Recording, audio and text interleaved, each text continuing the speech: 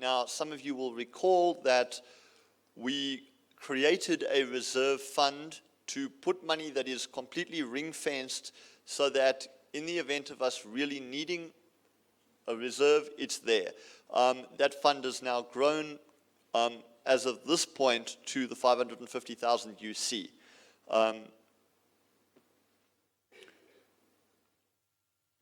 Then on the income and expenditure breakdown, we received about $170,000 in grants and sponsorship and other income that basically wasn't related to fees. You can find that on note 11 on page 24 of the AFS. The total fee income for the year rose 12% to $4.4 million. That does include the penalty payments, because I know that there have been questions about this on the list. The reason that we haven't put this in this presentation is purely because it's not in the audited financial statements, and this is specifically created from those financial statements. But just for transparency's sake, that amounted to $165,000 in penalty fees. Of that 4.4 million, you'll see that there was about 3.9 odd million on recurring and 480,000 on non-recurring. Those penalty fees are in that recurring section. Now, the good thing here is that even if you take out those penalty fees, you'll notice on the next point on the slide that the combined administrative and distribution expenses were 3.6 million, which means that Afrinic is now in a position that our recurring fees are at the point where they are covering our recurring expenses as of this year. We recorded a loss of about 49,000 on finance costs. This is primarily due to Forex movements. It is expected, and in the grand scheme of things is actually pretty low. But all in all, we recorded a surplus of $929,710 for the 2016 financial year. This is a graph that just shows we committed that we would show a 5-year rolling graph of what the finances looked like. And you can see there that it's been a fairly large turnaround over the last couple of years, and Afrinic is looking pretty financially healthy at the moment.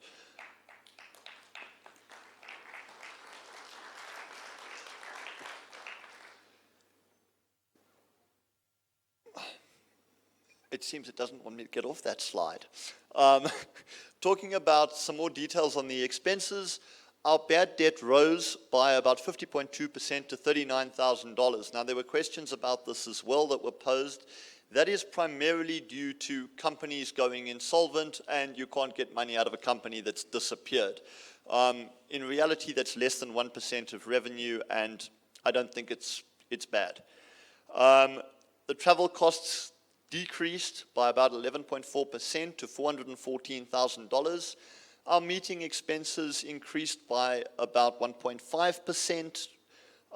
The staff and related costs decreased by about 1%. The office expenses decreased by about 0.3%, so it's a pretty minor decrease there.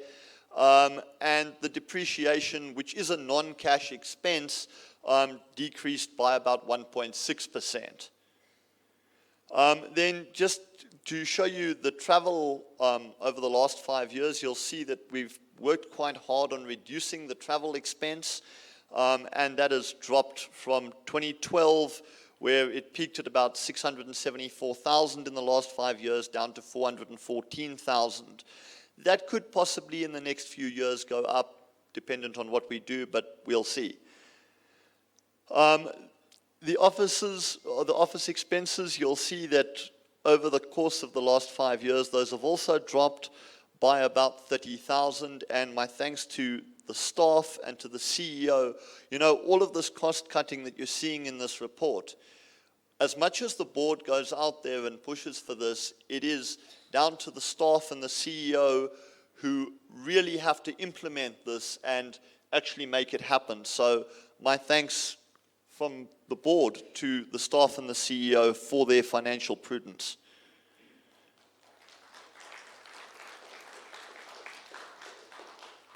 And then finally, considering that the auditors did a really good job in the position of from the perspective of the audit co, the audit co has recommended to the board, and the board has allowed me to tell you that the board is now recommending that we reappoint PricewaterhouseCoopers for the 2017 financial year. And with that,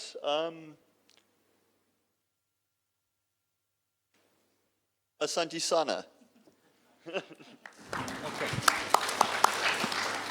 Thank you very much, Andrew. The board recommends to members the appointment of PwC to continue as auditors. All in favor, say approved.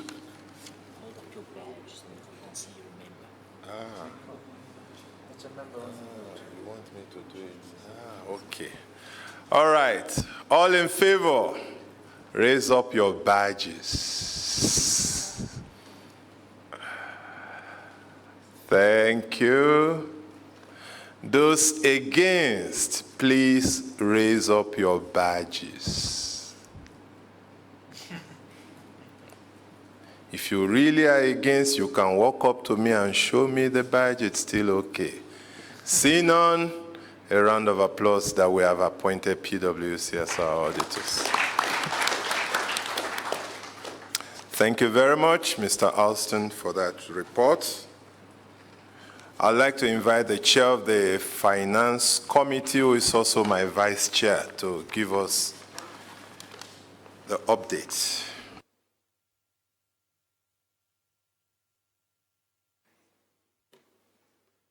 Thank you, Chair.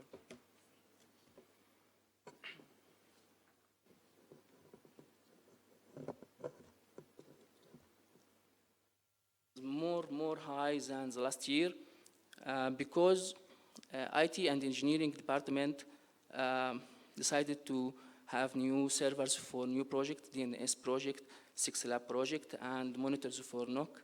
Also, they will get new servers for R&D, and they will replace all old laptops, which are about 16 or 18 laptops, and buy a new one. The bulk will be for IT engineering. It's about 65% of the CapEx.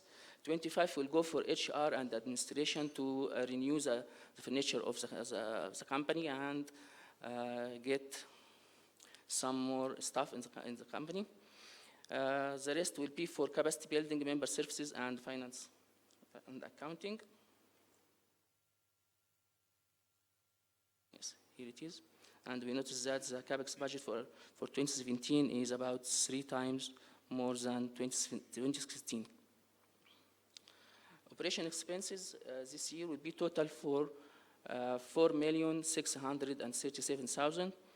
HR expenses about 50%, 50.5% of the total operation expenses, and it's actually under the ceiling of HR expenses that was bought by board for in the strategic plan. It's 52%. Last year it was 54% of the total OPEX. This year we will see some, as CEO elaborate Ariel, that there are about 12 outreach plan to be done this year, so that we increase the budget for outreach. Also, there are many PR activities that will be done, and more of documents need to be translated, so we increase the marketing and the comms budget. Travel cost still the same as last year. We increase the supporting fund for regional related organization under community support. We, as you know, AfriNIC becomes a treasury this year for NRO, so we increased the budget for that by 74.7%.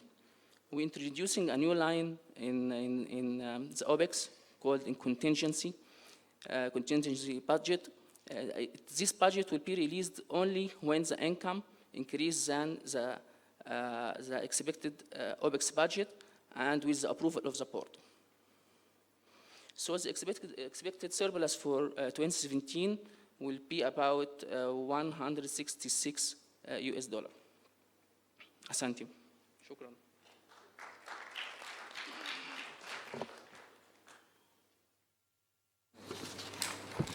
Thank you. Next, we take the 2017 budget execution, and I'll call on the Director of Finance, Patrice.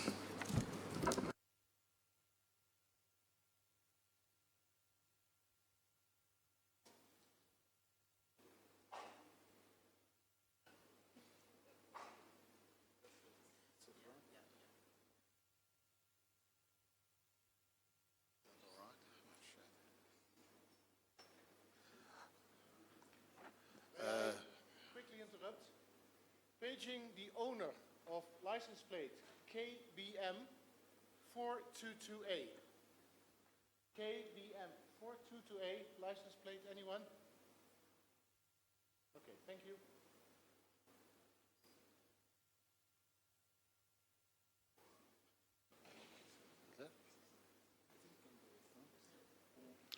Good afternoon, everyone. I think as announced, I'm here to present you the budget execution for the first part of 2017. The chair of the Finance Committee has already explained and talked a bit about the budget itself, amounts, so I'm just going to do the easy part.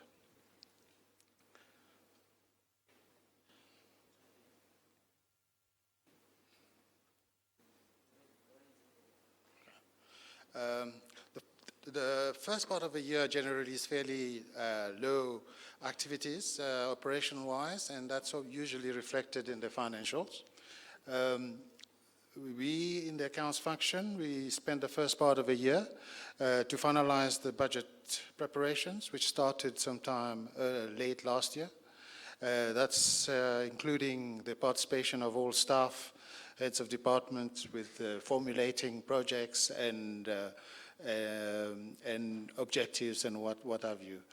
So the first part of 2017 was to really finalize that. And once it was done, it was submitted for review by the Finance Committee. And the Finance Committee would normally recommend to the board to approve the budget, which happened in January. Another big highlight again, which happens all the time at the beginning of the year, is the statutory audits. That was completed in time, and a lot earlier this time than what we used to. That was really upon the request of the board and the community, so that they can have the figures a bit earlier to review. We managed to achieve that, and that was submitted to the audit committee and which I think the details of which Andrew has just presented earlier on.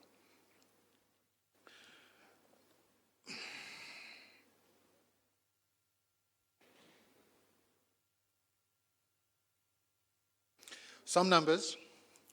This is basically the financial status as at the beginning of the first few months, which is to April 2017.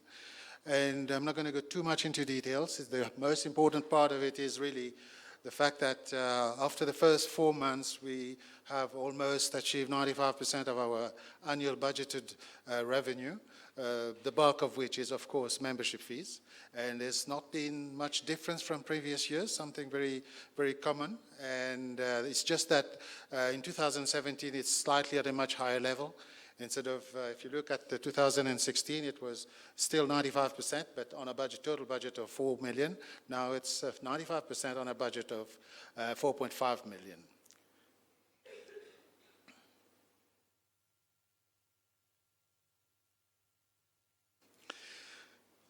The fee revenue, as I just said, we've just achieved 95% of the annual budget. And based on that, we have no reason to believe that the annual budgeted revenue would be achieved by at least the quarter two. So it's basically reflect how we were conservative in the preparation of our revenue budget. We always tend to try and be a little bit more conservative because our expenditure is based on how much we receive. So anything that is received after that, be above the revenue budget, is really goes straight into the surplus. We continue to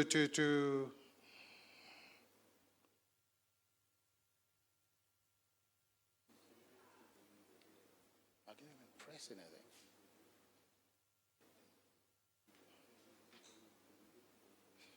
Somebody's doing that. Is somebody moving the slides? Eh? No, this is not what I want.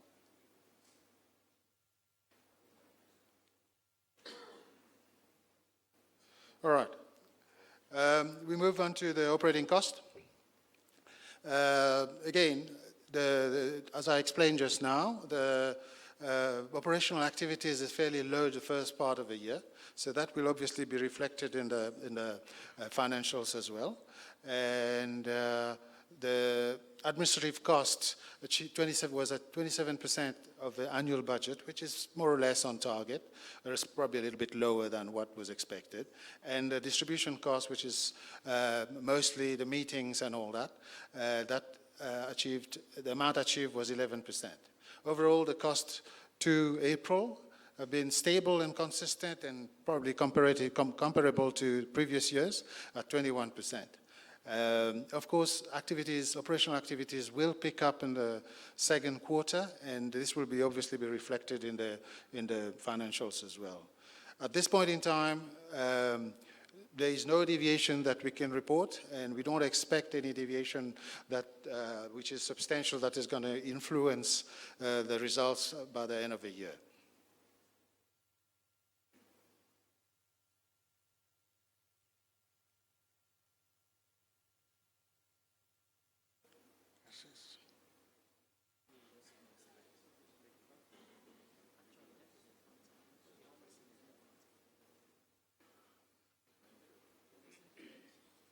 Sorry, it's just the clicker here. Yeah, okay, right.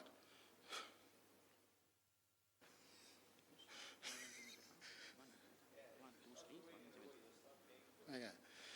Right, a little bit more details on the operating cost. And as you can see, it's itemized into different type of expense item. We more or less on target on most of them, and we don't expect major changes going forward, moving on to the the quarter 2 and quarter 3 until the year end. That's the distribution cost. Again, that's on a very low side because that's mostly meeting expenses, as you can see, and travel. All these start really as from quarter 2, when many meetings are held, and our first meeting, which is being held in Kenya now, and also the members training and all the other outreach as well. All these will start kicking in as from the quarter 2. This is basically a summary of the different aspects of our operating cost. As you can see, it's summarized 20 to 27% admin, which has been achieved, 11, and then we've got a contingency of $250,000, which was explained by the chair of the finance committee just now. So again, we're doing a lot better with regards to budget achievement compared to previous year. We are 21% compared to 27. Looking ahead, as I just mentioned, operating activities typically is very slow during the first quarter, but will pick up during the second quarter onwards. And this is what you've seen now. We've got slightly lower than expected. At the current rate, really, we have all the indications that we are going to meet our budgeted numbers, and the budgeted results is also going to be on target. We're going to keep, as also mentioned earlier on, a close watch on major expenses that can have a negative impact on our bottom line, specifically meeting expenses and travel, etc. And at the same time, we're going to be engaging into the recruitment process for all the positions that have been budgeted. The US dollar so far has been stable at during the quarter one. How much that will remain stable, we're not too sure. There's quite a few unknowns.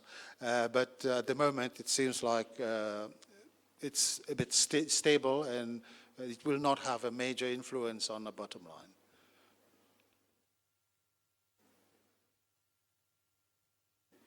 Our focus for 2017 remains a disciplined spending culture, continuing, maximizing our fee collections, and the continued delivery of service excellence, and at the same time, continuous improvement on the high level of customer satisfaction, which is obviously ongoing year in, year out. We strive to achieve a higher level of customer satisfaction.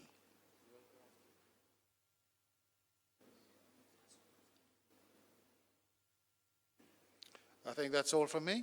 Thank you very much.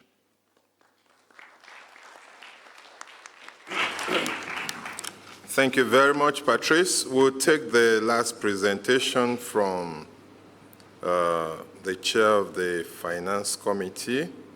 Sorry, Chair of the Fee Review Committee on the new fee structure being discussed, Mr. Seaborn. So let me make sure I know how to use it first. Which one moves forward? Okay. Thank you, Chair. I got a couple of thousands of slides there, but I'll try to see whether I can actually put it down to, more acceptable one.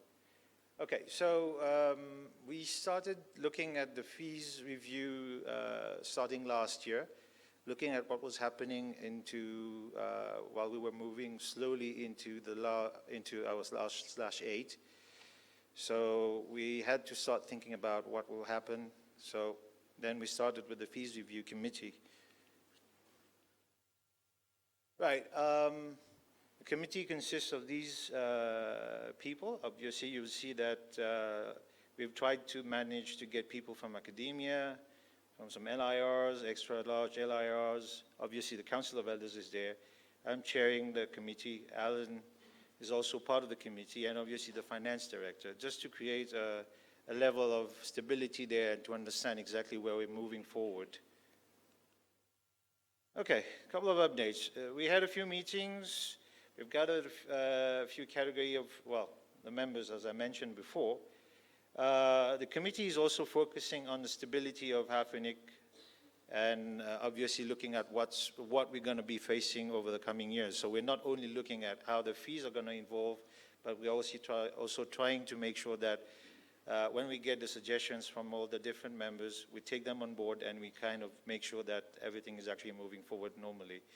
There are quite a few anomalies in the current fee structure that has been mentioned, and we've taken note of that. Obviously, we're going to be looking at probably changing a few things, but we cannot say right now because we haven't actually finally decided on how we're going to move a few things, because there's a list of things that we need to sit down and look at properly. Some of the things, there was a need to raise the revenue, obviously. Look at how to better charge for the bigger LIRs, obviously, because they've got the money, and I'm pretty sure they can actually help us move forward. Obviously, the lower ends we'll probably be looking at, we're trying to balance that. And we're going to be looking mostly on how we're going to use, once we move into the V6 line, we're going to be looking at whichever is larger, perhaps we're going to be adopting. If you've got a larger scale with V6, we're going to charge your V6 against or V4, whichever one is larger on that end. A stability and a phased approach was suggested. So it might not just start now, but obviously we'll try to make sure that some of the suggestions will go in slowly as we move forward. We're looking also at rationalizing the end users, the LIR gaps, and obviously the discounts that has been put forward, so that we are all happier, let's put it that way, because we've heard members who are always having some issues with that. There has been a proposal that we look at probably increasing the overall revenue by 10%. It's been suggested. It's not said that we will do it that way, but it's been suggestion. Other areas of fees committee is revisiting about stabilizing the fees itself, having an agreement, but we know that there will be, when the V4, when we're going into the last /8, we know that quite a few companies are going to go into mergers and acquisitions. Right now, we have nothing really in terms of that. So we're thinking we should be actually looking at what kind of charges we should be putting forward as well. And obviously looking at inbound or outbound resource, whether it's going to be free or how we're going to charge that, that's also being discussed. And also we're reviewing in terms of V6 strategy how we're going to be helping move forward. And obviously there's been discussions on rationalizing on the fees and late payments, which members have so much talked about on the RPD list, on the list. So these are also being discussed. So don't worry, it's taking a bit of time, but we will get to it. So this is basically my last slide. So I just wanted all members to know what the process is going to be.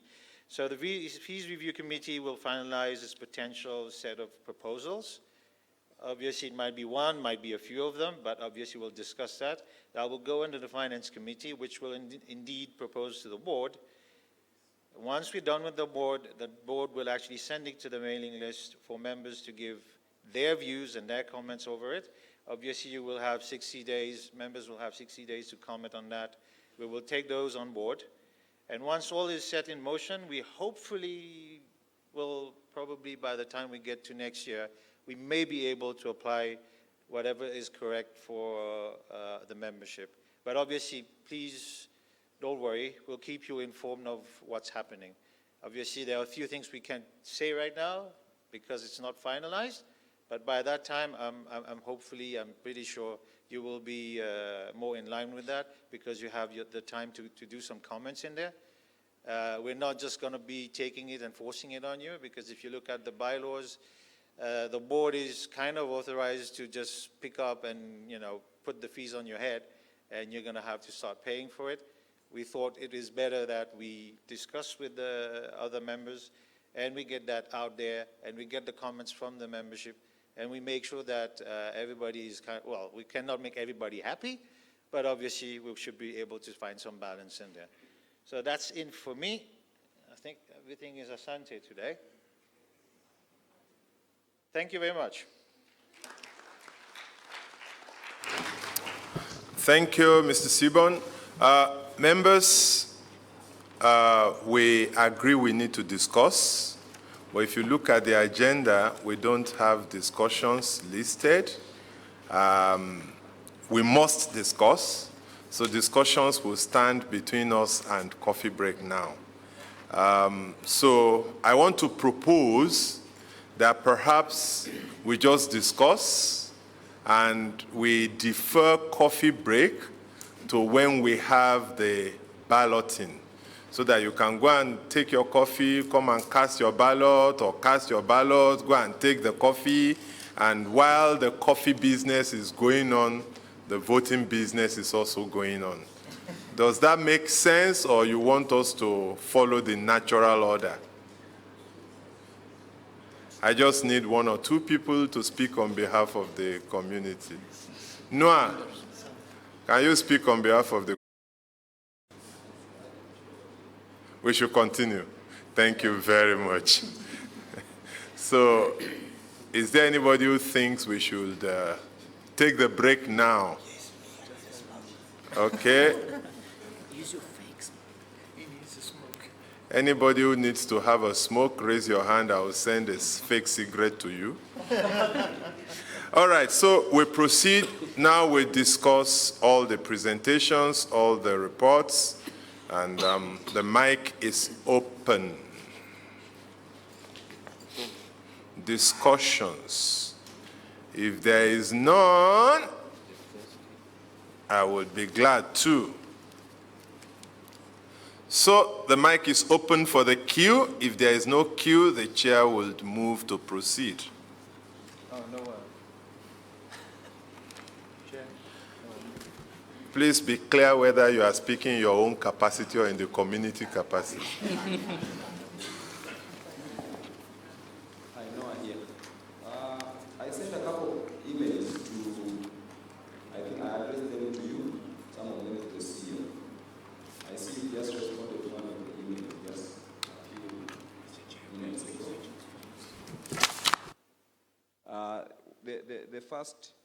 The first email I'd sent was in reference to the figures regarding the directors.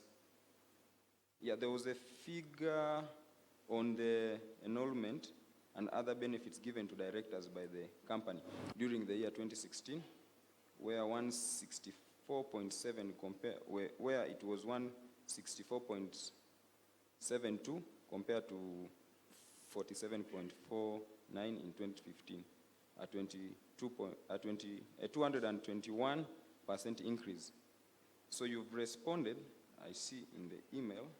I don't know if all the other members have been able to see your response. So if you can just clarify also. I thought you needed the information, so you just want me to tell members. All right, all that is in the email is that the 2015, we only had the CEO on the payroll for 5 months, while he was on the payroll for 12 months in 2016. So obviously, if you try to compare the 2 months, you think there is a 120% increase. So there is no increase.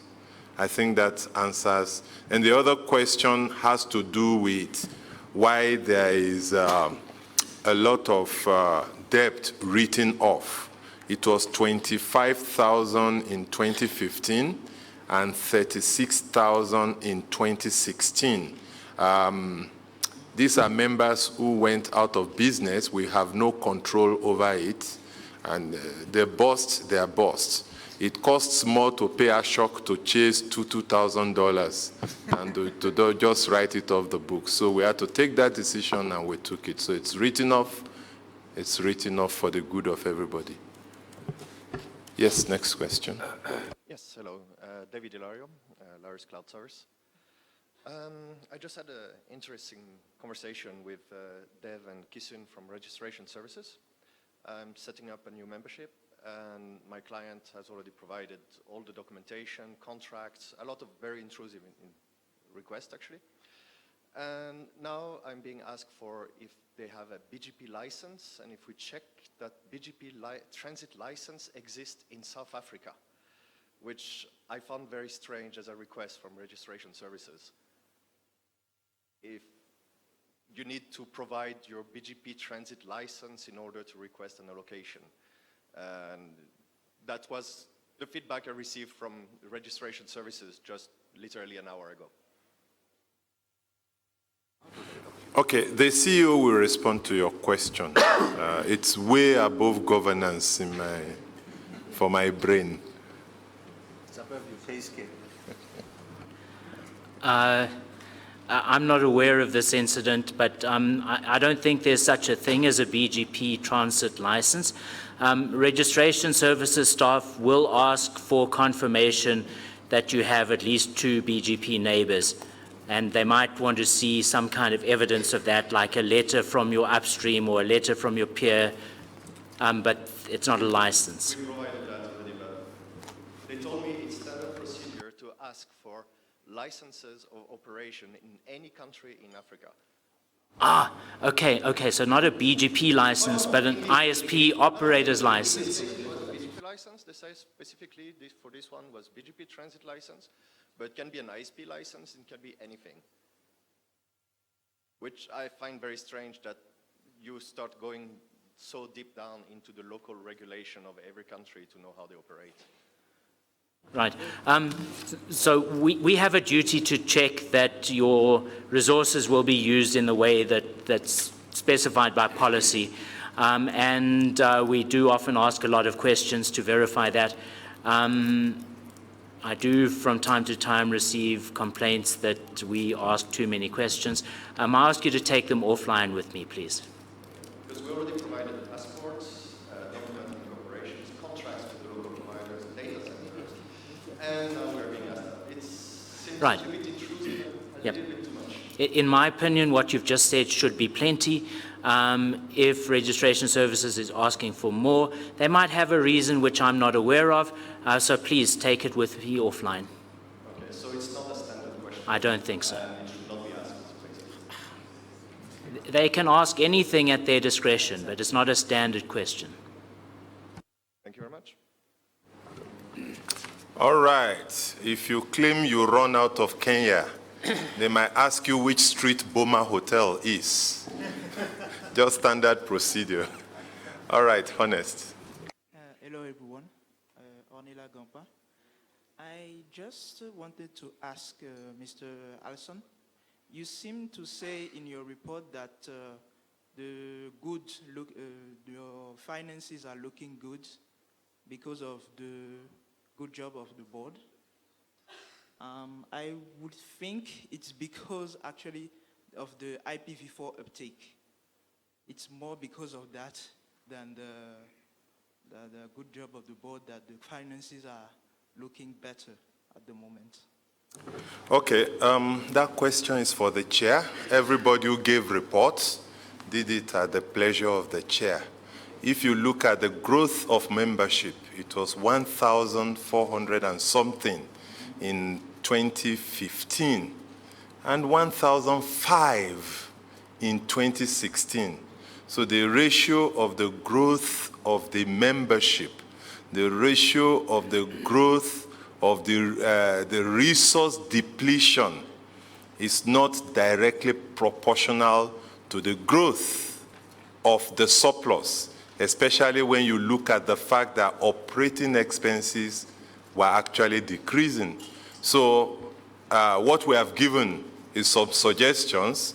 We can get econometric scientists to come and get the actual determination, but I think we just need to report that the board is doing some things, and we believe those things we are doing are the things that has led to it. And if you look at my own presentation, which was an overview, I made it clear that it's a trinity doing the work. There's the board, there's the management, and the staff. We have not apportioned the delivery by those three. So let's just take it that everybody, all hands are on deck to make Afrinic a functional organization, including the community, who's doing very well to support us. Thank you. Thank you. Thank you. So, Chair, basically you are saying you are spending more. I mean, you are spending less. Afrinic is spending less now. Raise your voice, we can't hear you. So basically, from your response to Ornella, what you're trying to say is Afrinic is spending less. If you look at the graphs and the details presented, the answer is yes. It's only this year sometime that we really spent some good money on infrastructure upgrade. Do we intend to spend more? Sorry? Do we intend to spend more? No, but I also need to sound a note of caution. We are not cutting costs for the sake of cutting costs. So expenditure may go up because we may need to do some more things. Example, disaster recovery. Example, many more things on training. Example, we need to do much more outreach. Last month, myself and the CEO were at Transform Africa in Kigali. Those are new activities we're carrying on to engage, to do more things. So we are not just doing cost cutting, we're also doing some strategic things to reposition Afrinic. And costs will go up, but they will not fly. We're not flying business class, we're flying economy, so many things we're doing to keep costs down. Okay. Thank you. It's concerted, it's not accidental, sir. Okay, can we also at least put this in the strategic document? Because I've also been asking you guys about that, but the 4-page strategic document you shared with the community does not clearly clarify some of these issues. Anyway, that's a by the way. But I have a question. I raised a question about the penalties. It's not clear on the financial statement. the value of the penalties that have been collected in the past couple of years. It's basically in there, but can we know the actual value of penalties? The total value from the penalties members have been paying.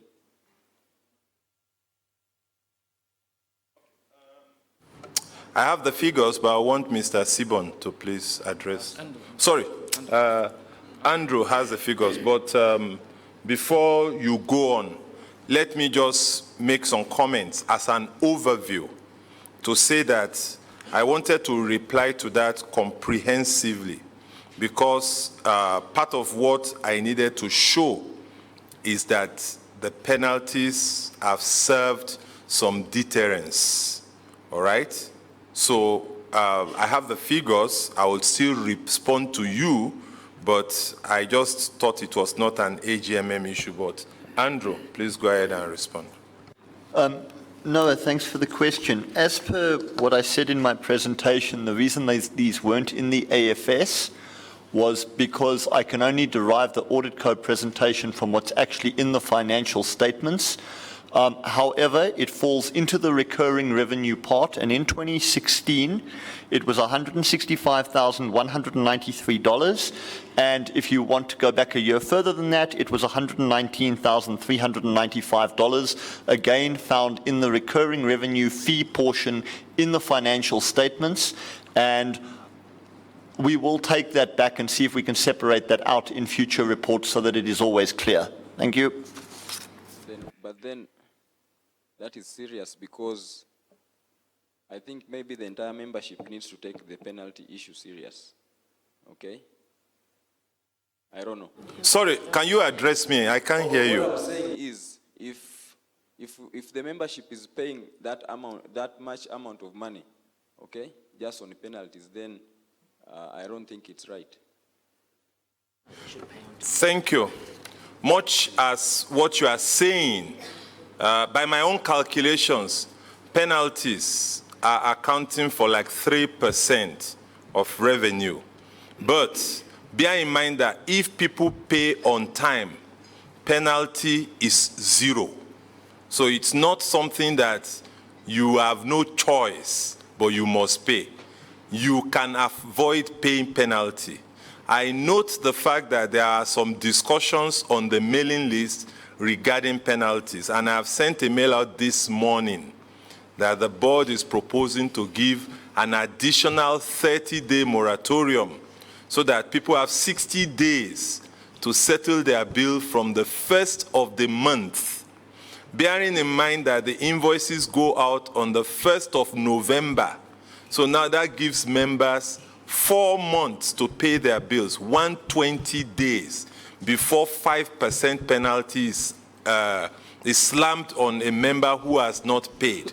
I think 120 days is generous, very, very generous, a constraint to give for people to pay up. But if you think it should still be better than that, let's go back to the discussions on the mailing list, which the community has started. Let's discuss it there. But I have posted a response. I have given the proposal of the board, and I think we should discuss it offline, online instead of offline here. That's my suggestion. But again, you decide. You are our bosses. So tell us what to do. Okay, thank you, Sandy. But actually, we can take that, of course, on the mailing list. My point exactly is that the revenue we are talking about today, there is penalties in that. That's what I'm trying to say. You are trying to say that penalties have substantially increased revenue. Yes. That is not true. We have a surplus of $900,000 plus, and penalties this year is just $133,000. That's not what made it substantial. We can go and do multivariate analysis to see whether it has a significance, but let's take out of the AGMM. I have a question from Timothy from Osun State University, Nigeria. Can we have the list of members whose debts were written off? NDA forbids us, the RSA forbids us to do that. The audit committee has already done its work. It has ascertained this.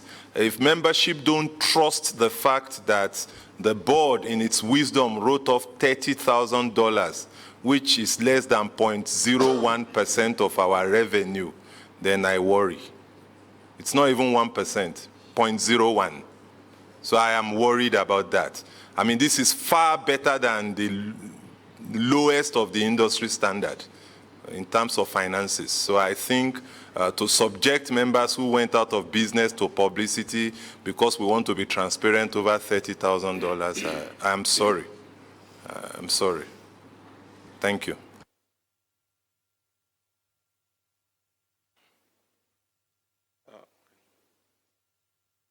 Yes, Ben, you are recognized. Thank you, Chair. I have a question. From what the presentation was being done about the finances of the organization, I see that we are pretty much okay. Or from the surpluses plus the reducing of the operating costs, the OPEX costs, it looks like we are pretty much clear. And also from the financial report saying that we are within the 21. I mean, there are no variants, and we're not expecting any huge expenditures.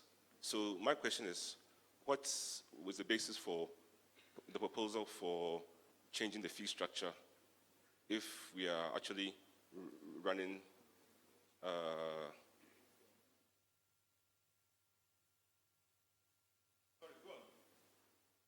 Yes, so what was the proposal for, what was the basis for changing the fee structure, the membership fee structure, if from what all the indications are we are pretty much running okay and we are not expecting any serious deviations? Okay, your question is why are we changing the fees? Why is there a proposal to change the fee structure? When we are making a surplus? No, when our operating costs is normal, we are making surpluses, and from your indication, the operating costs are coming down. We are reducing costs. Okay, bear in mind that we are approaching exhaustion. When there is no more revenue from IPv4, we shouldn't be reacting. We want to be proactive. But no, but at the same time, you also demonstrated that the recurring costs, the fees we got from the recurring costs was able to meet the operating expenses from the analysis that was presented. Yes, but you are mixing two things. You see, okay, Alan, please. Thank you, Chair. We're not proposing to increase the fees. We're proposing to change the fee structure. It's not that we need more revenue. It's that the existing fee structure is unfair to some members. So the Fees Committee has not yet come up with any final proposals, but it's considering things like increasing the price for the very, very, very large members and decreasing the price for the smaller members and distributing the fees more evenly and making sure that the IPv6, which is currently free, should also contribute towards the fees, and also to look at fees for resource transfers, which we don't currently have, to look at discount structure so we can look at discounts for non-profit organizations or community networks which are currently not in the fee structure. So when you hear revising the fees, don't think increasing the fees. It's not the same thing. Yes, I understand that, but okay, yes, I understand that, but I'm trying to identify what is actually broken within the current fee structure so that it warrants that change. I'd suggest that you wait for the recommendation from the Fees Committee. All right, members, Ben was standing between us and coffee. Don't do that again, but bring your questions. All right, I'll now call on Chair of NOMCOM. Please, let's have Oh, Oh, okay, I understand people want a break. So, 10 minutes break. Who said you must start late? 10 minutes break, and we'll be back. Who was even asking to go to the toilet? 16:15, please. We'll be back.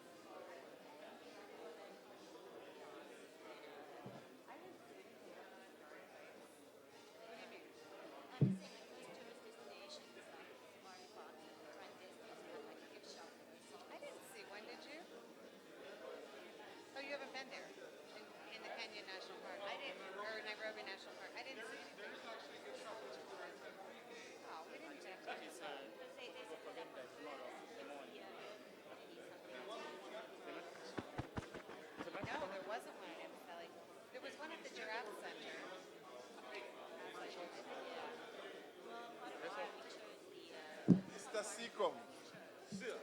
Mr. Seacom. I didn't know you were sitting quietly here. Next year, bring your money. Next year, bring your money. I always bring money. I will ask for it personally. Yeah, you could go to the dances. They asked us to come to the village for dances.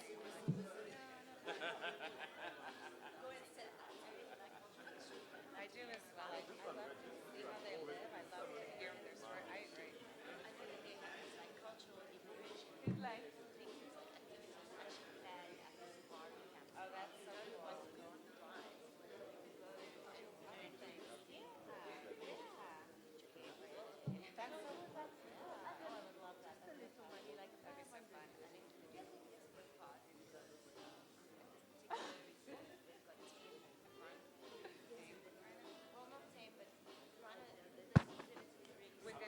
Excuse me, ladies and gentlemen.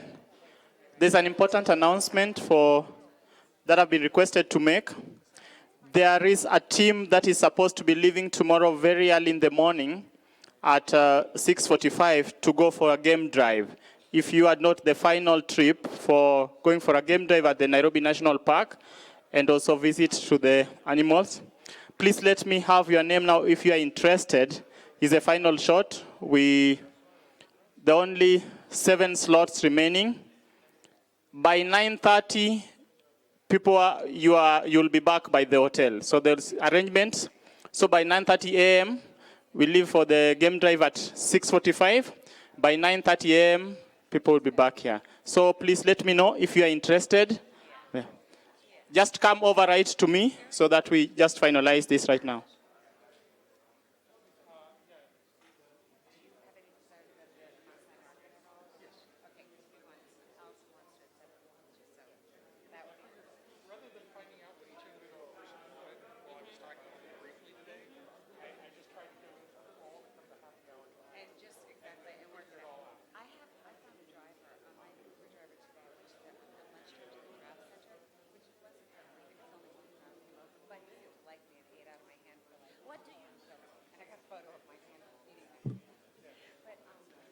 So far. Hey man, how you doing? Good, good. You're going to hook us up today? Is it today or? And we'll be done by 11. But we'll be done at the same time. So essentially, Okay. wow. So it's already in Karen. So, I mean, they would drop you on Plus sound. Yeah, so for the Well, worst case, and then obviously, yeah. I think we need just one sub and two tops.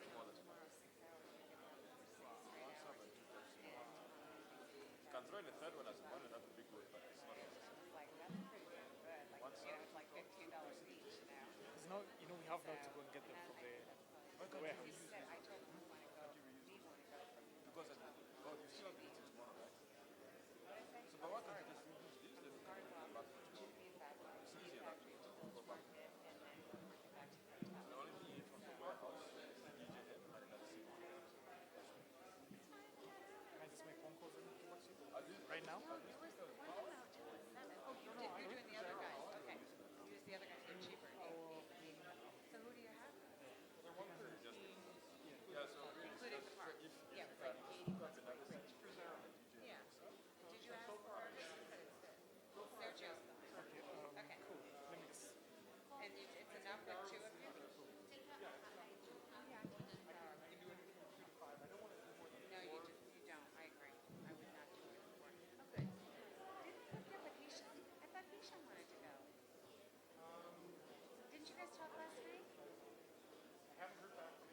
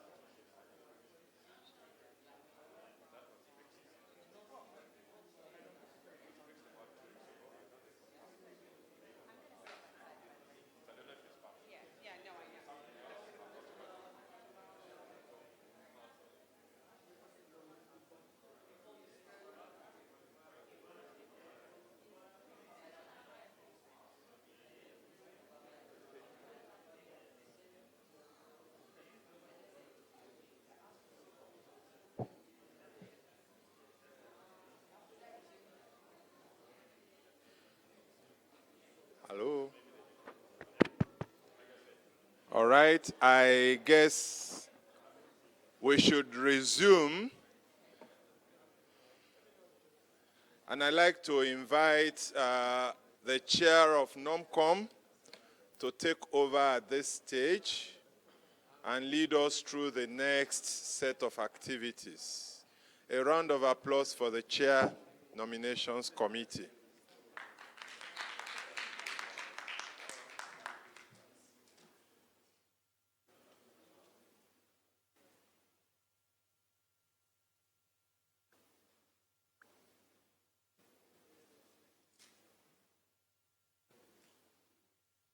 May I invite the other members of NOMCOM too to join him, please. Members of NOMCOM and Ernest, please step to the table.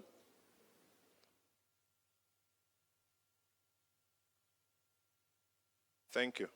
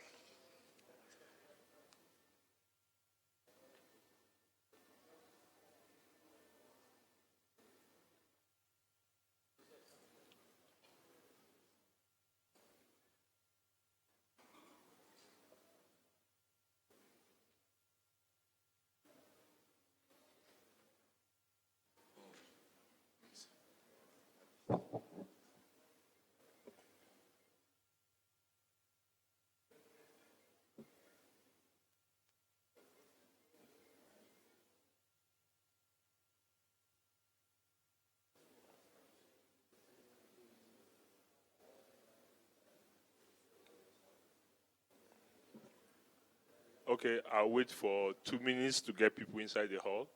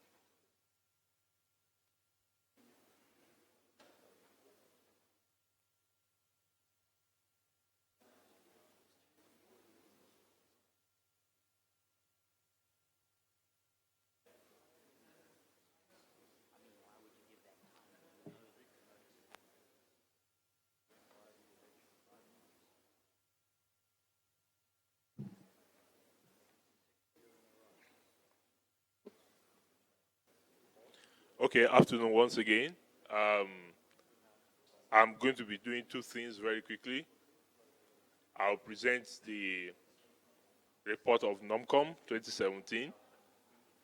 Then we go into the elections.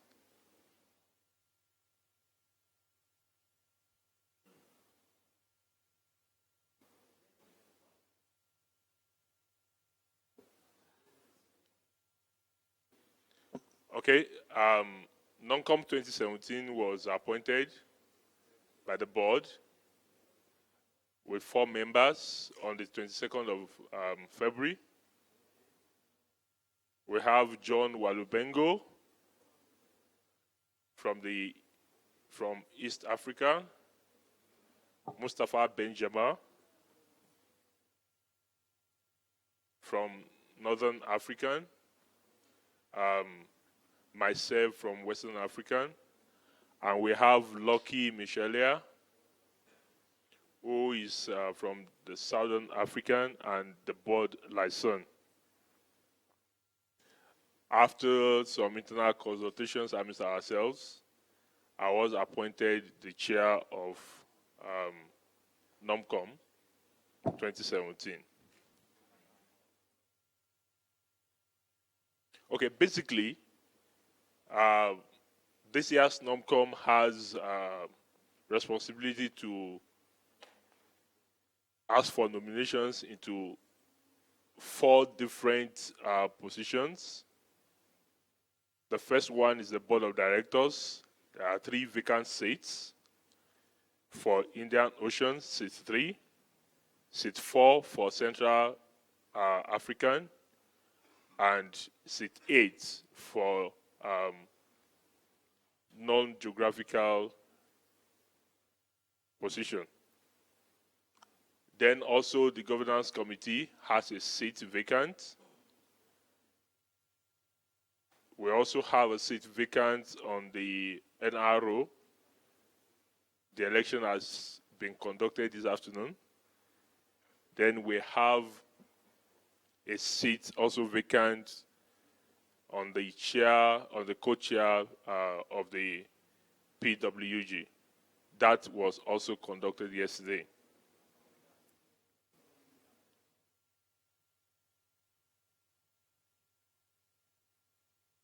For the board of directors,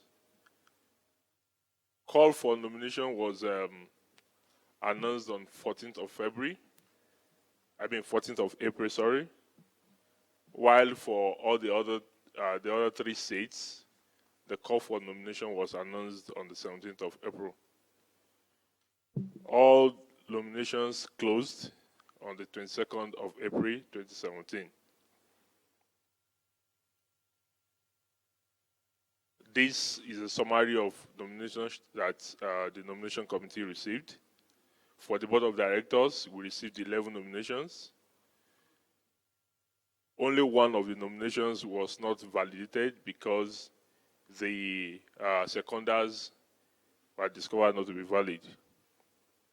For the ASO, we had a total of 3 nominations. One eventually withdrew today.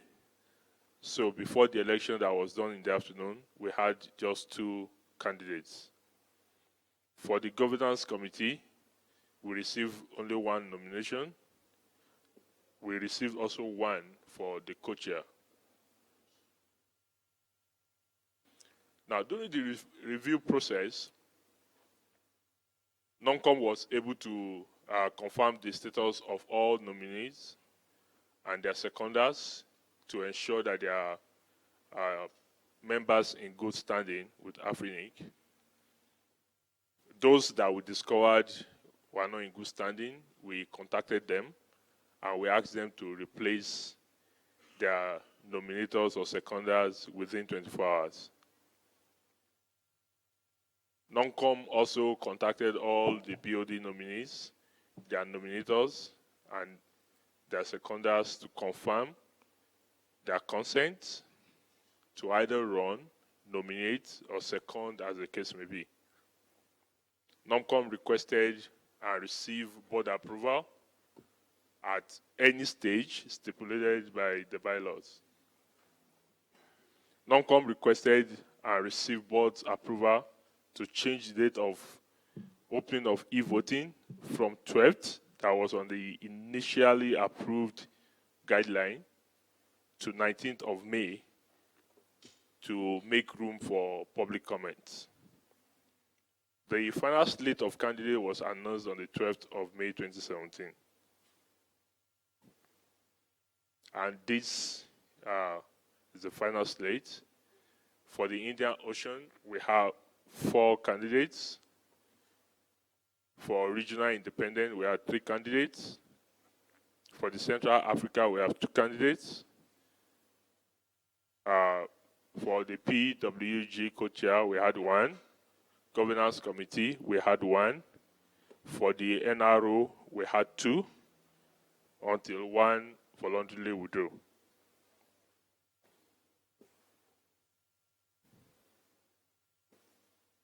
Now, during the NOMCOM activities, these were some of the challenges that we had.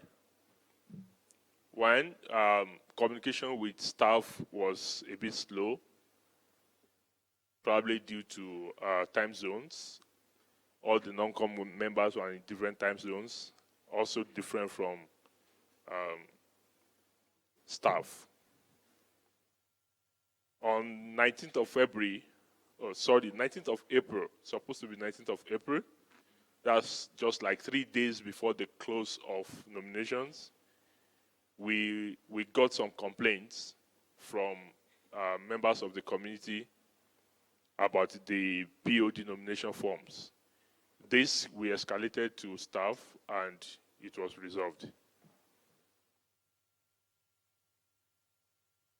NOMCOM find it very difficult to ascertain that our correspondences were confidential and private. Also, since there are members of the board seeking re-election, at some point, NOMCOM felt the communication with the board was not strictly confidential. We also had challenges interpreting the bylaws. We had several issues trying to interpret the bylaws.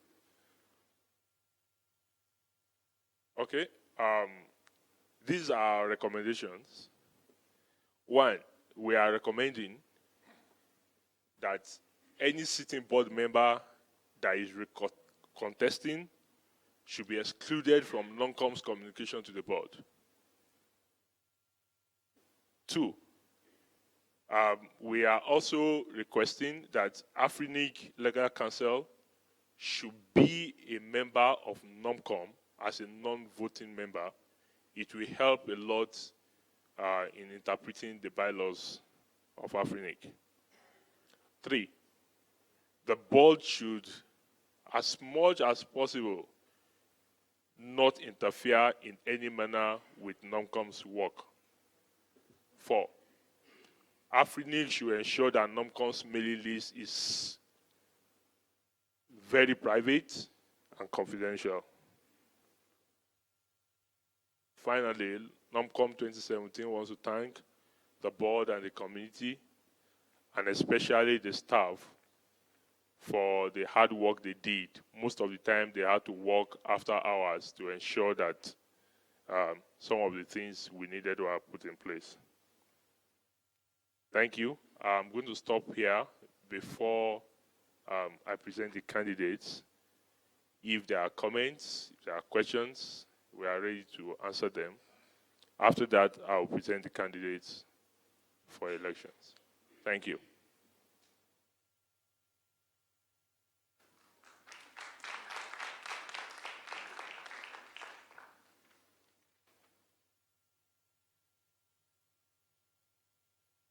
Comments, please. Any question?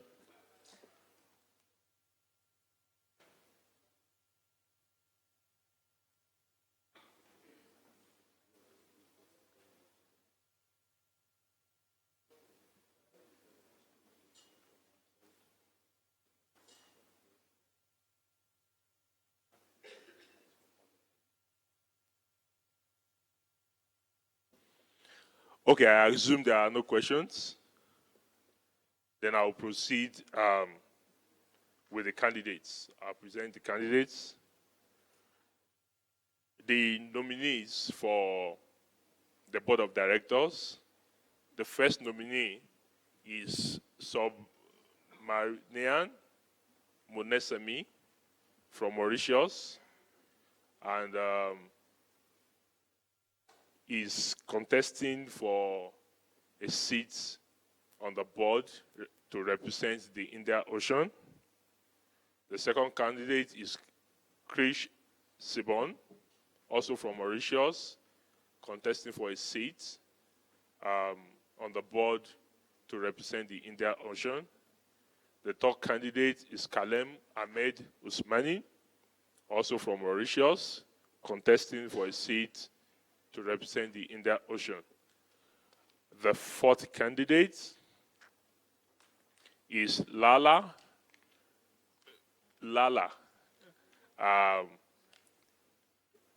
Sorry, that's not Uganda. It's from Madagascar, and is also contesting for a seat on the Indian Ocean. Is Lala around? Okay.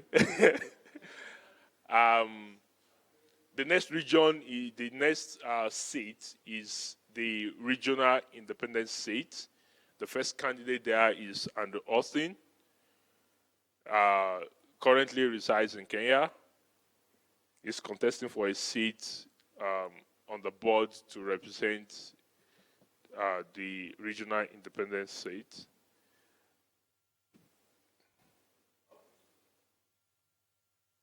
The next nominee for the same seat is Daniel Yakmut, country of residence, Nigeria. Next candidate is Saj Ilunga Kabuka from DRC Congo, also regional independent state. The next candidate is Ngale Genevieve from Cameroon, asking for a seat to represent the Central African region. Also for that same seat is Bope Christian from the Democratic Republic of Congo, DRC. Okay, so those are the candidates we have for the 3 seats on the board. I'll call them one by one to come and talk to the community. But before I do that, let me finish with the candidates for the other seats. Okay, the remaining seat we have is the governance committee. Call for governance committee was opened on 17th of March. Nomination closed on 22nd of April. We received only 1 nomination for the seat, and the nominee is Abdallah Omari from Kenya, asking to be elected into the governance committee. Thank you. So I'll call them one by one. We will do the 2 elections at the same time. The one we have 2 ballot boxes, one for the board of directors and the other one for the governance committee. Okay, so I will start with the first candidate. Kalem is not here physically, but he has sent a video. Comes, we play the video when it's time for Kalem to talk to the community.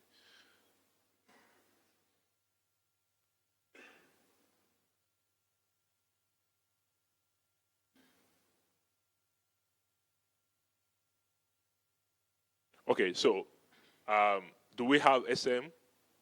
You have 3 minutes. Please, if you are here, can you come up very quickly?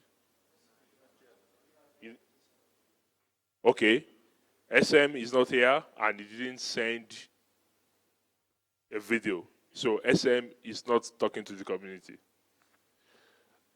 Chris Shibon, please come up. Round of applause for Chris. You have 3 minutes.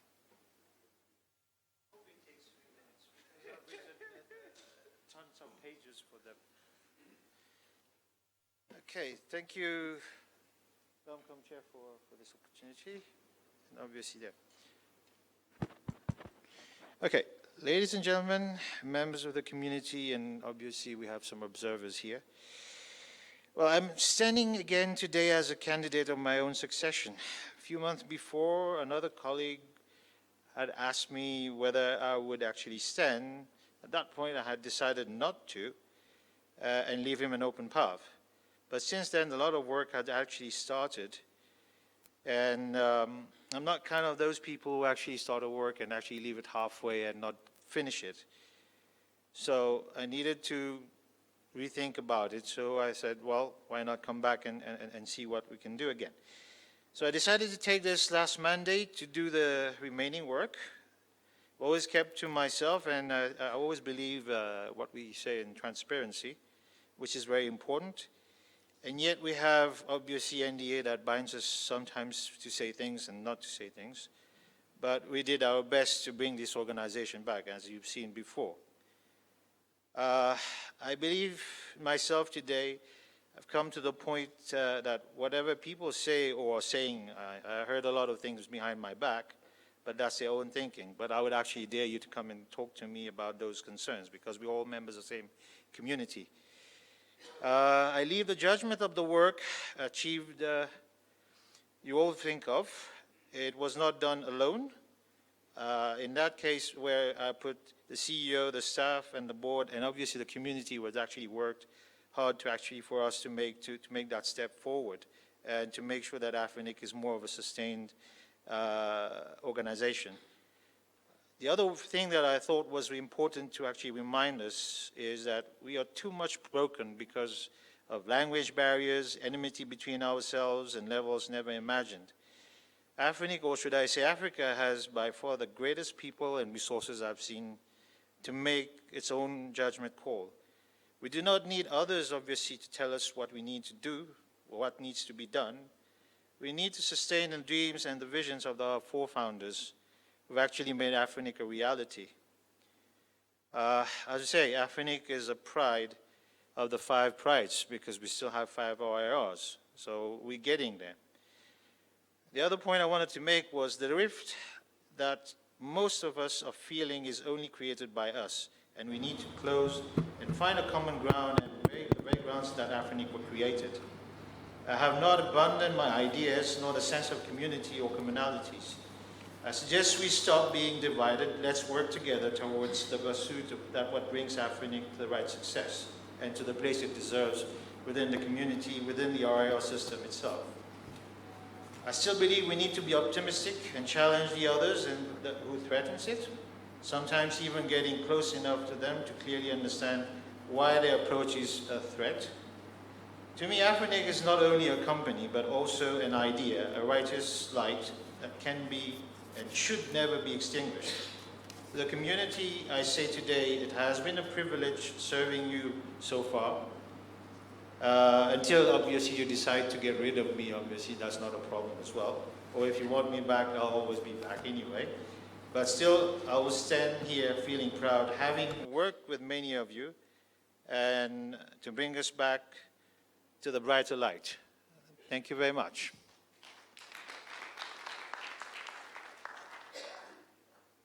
Thank you, Chris. You want to take the questions at the last, yeah? If there's questions from Any questions for Chris? Thank you.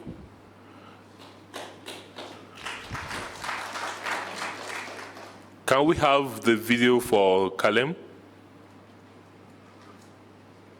Please, you stop the video when it's 3 minutes. Thank you.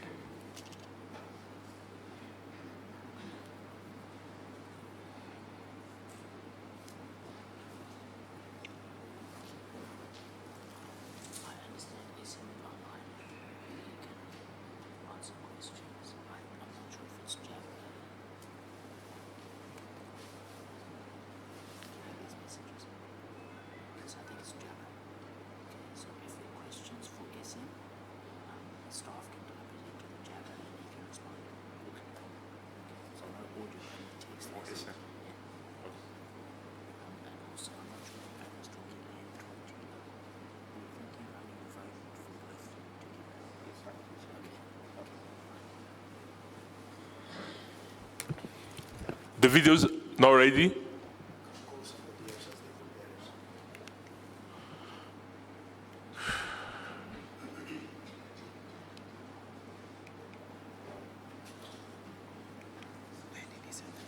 Lala, please.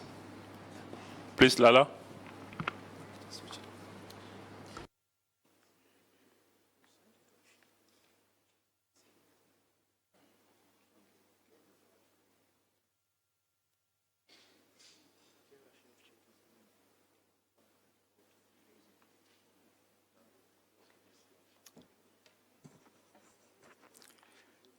Ladies and gentlemen, good afternoon.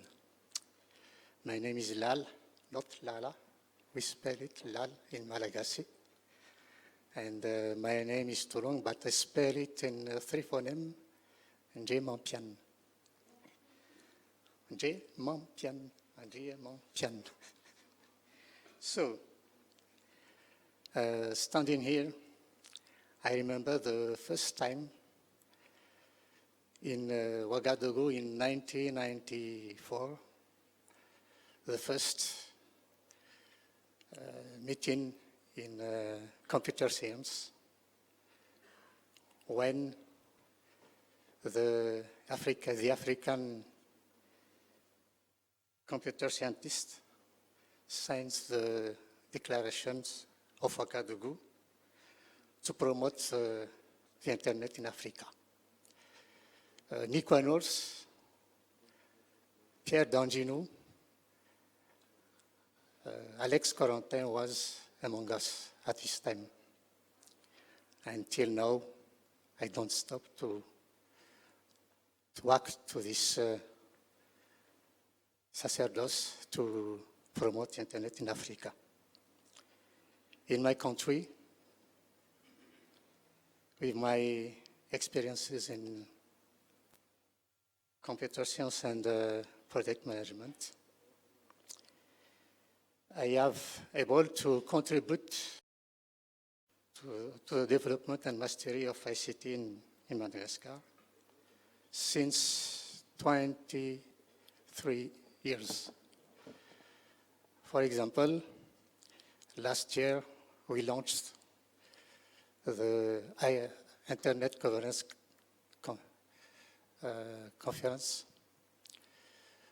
We start up our Internet Exchange Point, MGX, and we signed our DNSSEC.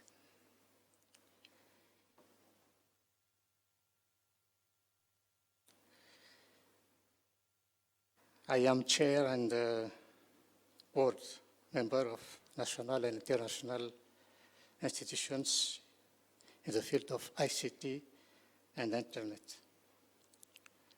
As one of the first Internet pioneers in Madagascar, my personal interest is to contribute to the development of digital technology and the appropriation of ICT. So I will be very glad, very grateful if I can still share my experiences and contribute to the needs of Afrinic. Anybody pass, I pass, Afrinic rest.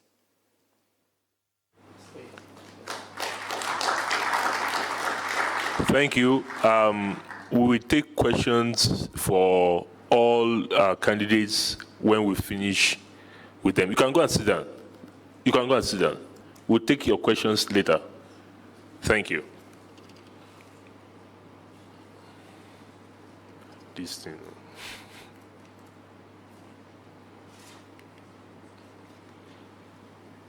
Andrew.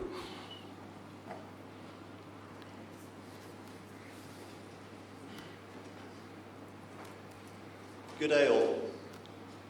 Firstly, before I start, anything that I refer to in terms of my accomplishments, I also need noted that I couldn't have done anything without the help of my fellow board members, who I believe have worked very closely in the accomplishments.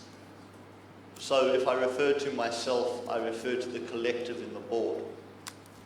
Now, firstly, I want to talk a little bit about what it means to be a director. At the end of the day, yes, Afrinic is a technical organization. But at a business level, the director's primary fiduciary responsibilities are to keep the company as a stable, going concern. Basically, that it's got enough money to pay its bills and perform its mandate. When I stood for board back in 2014 in Zambia, I promised this community two things in my term. Number one was financial stability. Number two was transparency. Today, we went from a situation, and I believe that the graphs that were shown earlier in the audit code presentation clearly show that we have moved from a position of hemorrhaging money to a position where we made over $900,000 in the last financial year. The board resolutions and the board minutes today are published. That's fact. It's undeniable. Did I do that alone? No. I have to give credit to my board members, my colleagues on the board that have worked so closely with that. But I believe I was a part of that, and I believe I delivered what I promised to this community. Yes, as an individual, as many of you know, I am controversial, I am outspoken, I do a lot of stupid things, and say a lot of stupid things, and I make many mistakes, because I am human, and I am prone to error. But at the end of the day, I deliver what I say I will.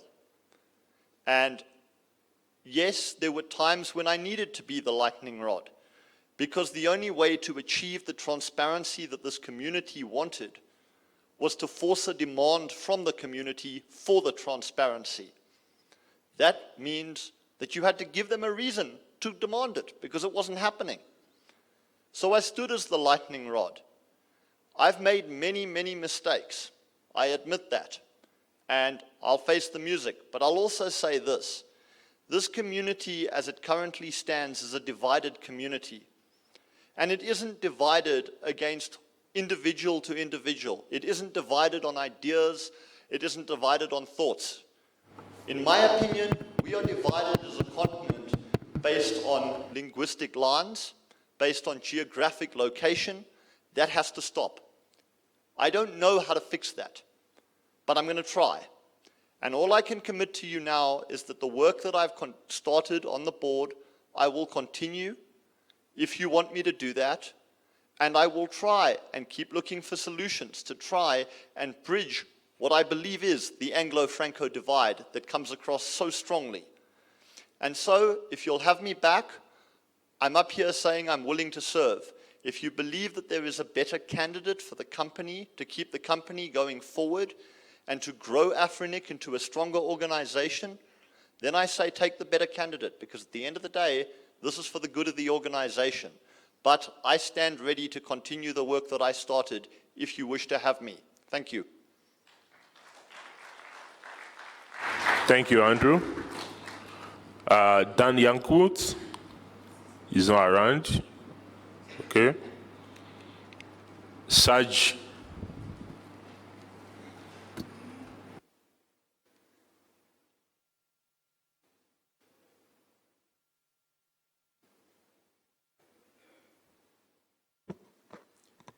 Thank you, Chair, for the floor. But for the sake of better expression, I prefer to speak in French. Okay. Bonjour à tous. Je me présente, je m'appelle Serge Ilunga Kabwika, originaire de la République démocratique du Congo.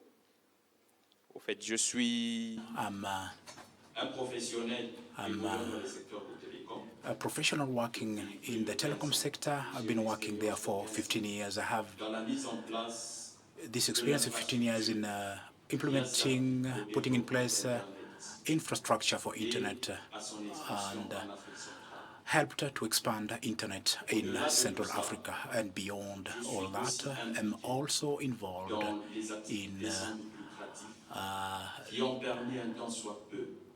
non-profit making activities, building capacities, building skills with regard to spreading the internet services as well as innovation.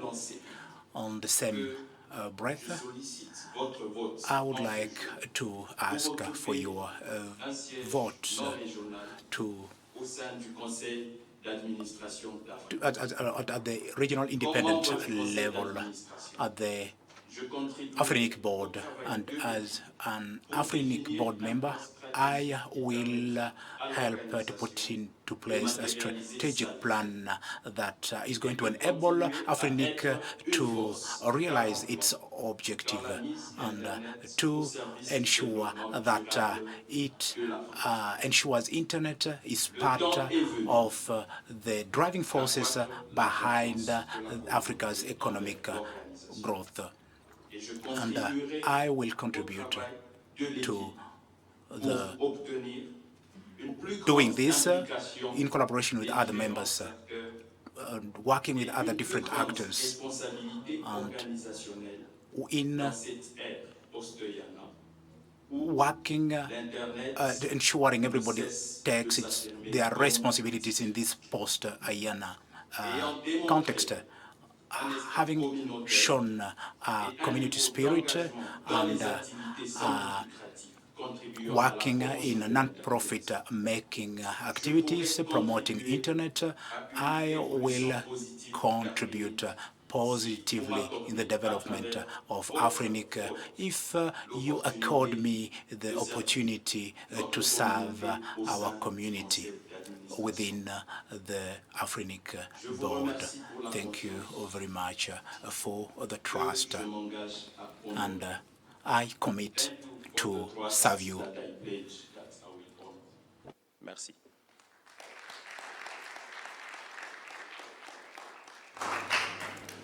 Thank you. Janvier.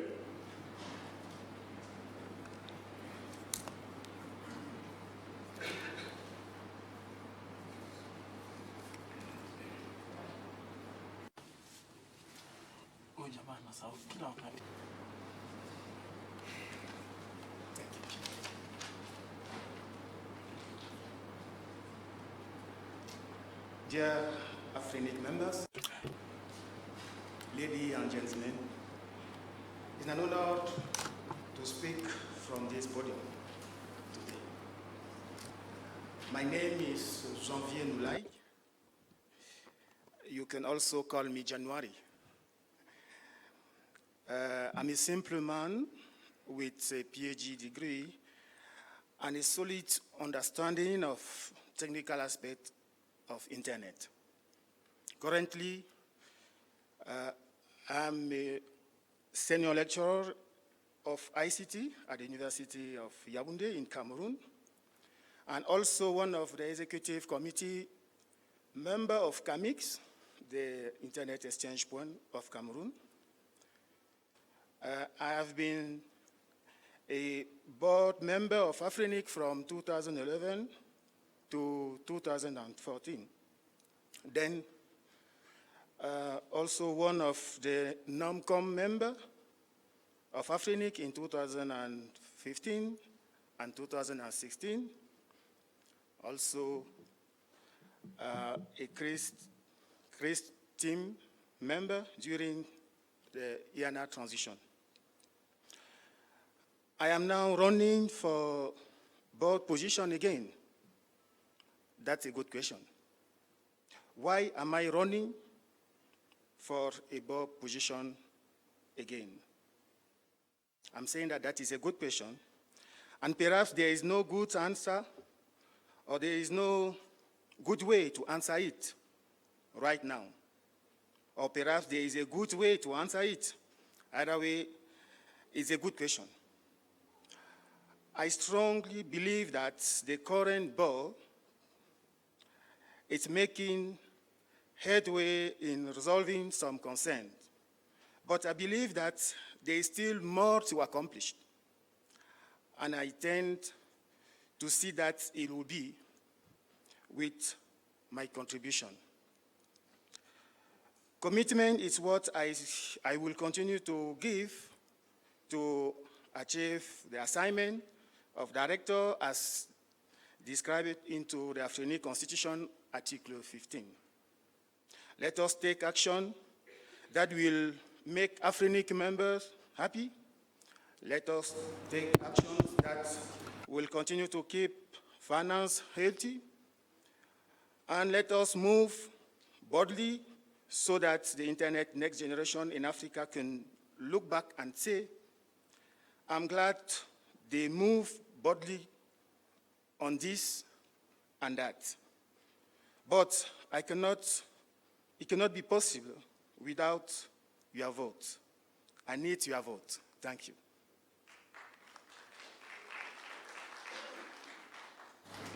Thank you. Poppy?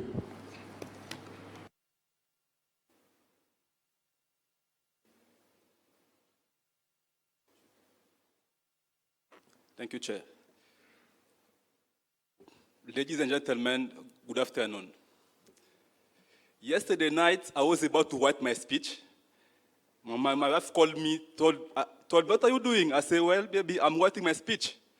She told me, why do you want to write a speech? Because I thought, no, because tomorrow I have to write a campaign speech. She said, no, don't do that. I know how much you love the community. Speak to them from the bottom of your heart. That's what I will do. Thank you. I have served this community with respect and honor. Some people may ask, why a running board member is running again? It's a good question. But let me tell you what I think is the reason why I'm running again. We have seen the finance looks good. It's fine. But for me, I think there is two key points we need to consider. Afrinic is going through a delicate turbulence zone. And the two key points the board members should consider is, first of all, the post-IPv4 future of Afrinic. Secondly, we need to put in place the best mechanism for accountability in Afrinic and in post-IANA transition. Looking at all these challenges, I think we need someone who has experience. And I think I have some experience which I can contribute positively to this organization. And based on that, I'm here in front of you seeking your vote and your support. Thank you.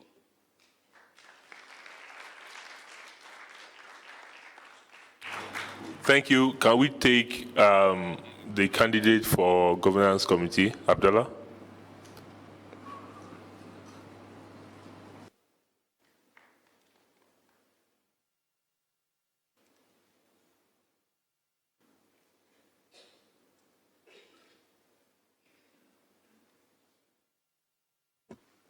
Thank you, Chair.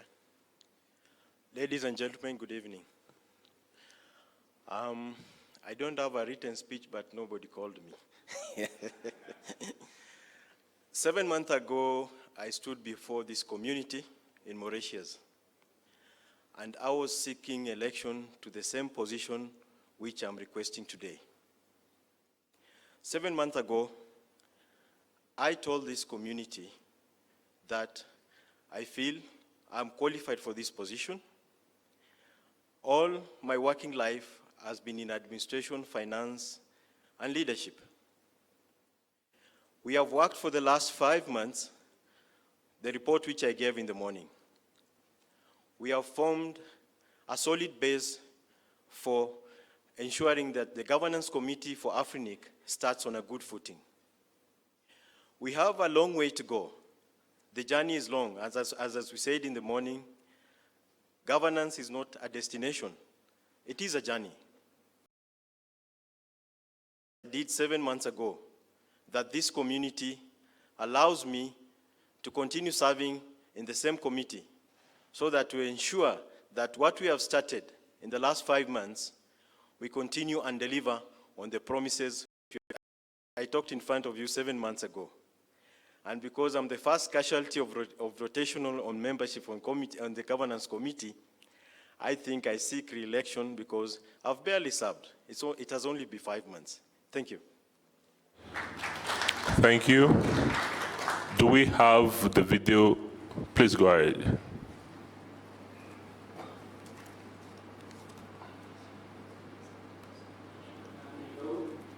The CEO of Afrinic, the Afrinic board members, and the Afrinic family. Good afternoon. First of all, I would like to thank the nomination committee of Afrinic to nominate me as one of the candidates from the Indian Ocean region to stand as a candidate for the board membership position. Thank you. Personally, I would like to be there in Nairobi today, but unfortunately, I have to travel to Brussels on an official commitment, and I could not make it. Please accept my sincere apologies. I was looking at the agenda of the AGM, and I saw that there are some 5 minutes been allocated to each and every candidate. So I'll be really brief, and then I'll try to finish in the specified time, where surely I'd like to share my experiences and the background what I have, and then secondly, why I should be serving the AFNIC board. First of all, to start with, I'm heading the Mauritian Computer Emergency Response Team for the last 7 years. And this team is basically a national CERT, which is a part of the National Computer Board, and the National Computer Board is an autonomous body which under the Ministry of Technology, Communication and Innovation, Mauritius. Being at this team, I have been working onto several projects, and to name some of them, in 2014, I have developed, and I led the development, I should say, of the National Cybersecurity Strategy, which is under implementation, and this particular strategy has 28 projects, which of course, is into the implementation stage, and I'll be talking about some of the projects again quickly, what I have done. Secondly, right now we are also working onto the National Cybercrime Strategy, and this strategy is being devised in order to enhance the capacity building of the law enforcement and the judiciary. This is the second thing which I have worked being at this particular team. Then I also work on the critical information infrastructure protection policy. And this particular policy is being finalized, and this is a policy which will be implemented for the critical infrastructures in the country, how they'll be able to protect themselves from the virus outbreaks, or let's say the cyber attacks happening or occurring at their level. So this is again an initiative which is driven by the National CERT. I'm also the part of the National Legislation Drafting Committee, and I have extensively contributed to the Unsolicited Electronic Commercial Messages Bill, which is being finalized. And I have also worked onto the Child Online Safety Bill, which is again into the finalization stage. And then I have been also working onto the certain amendments of the Computer Misuse and Cybercrime Act, which is being aligned with the Budapest Convention on Cybercrime, where Mauritius has acceded to that convention in November 2013. And apart from that, as a national initiative, have been promoting the implementation of the information security management system at the national level. And there are different organizations where we have assisted for them to come up with the framework of the whole implementation of this particular system. I have been also involved into the development of the public and the private partnership model to address cybersecurity. This video is 11 minutes. And currently, I think we should stop the video now. We are trying to Thank you. set up the this PPP model.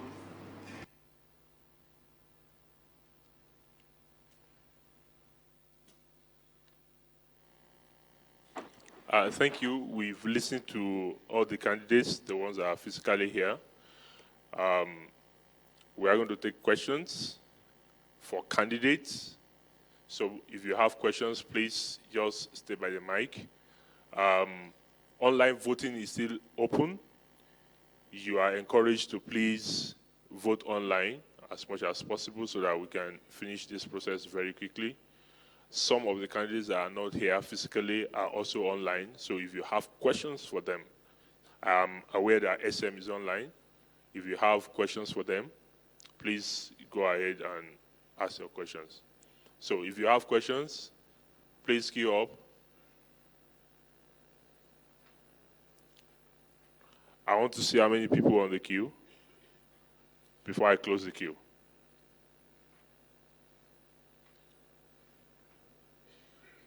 Questions only. If you go outside questions, I will rule you out of order. Okay, so thank you. I'm closing the queue. One here. So let's start from here. Badru. Chair, mine wanted to be a statement in support of SM, who's not here. Okay. Because we've known SM for quite some time in the community. Personally, I know him.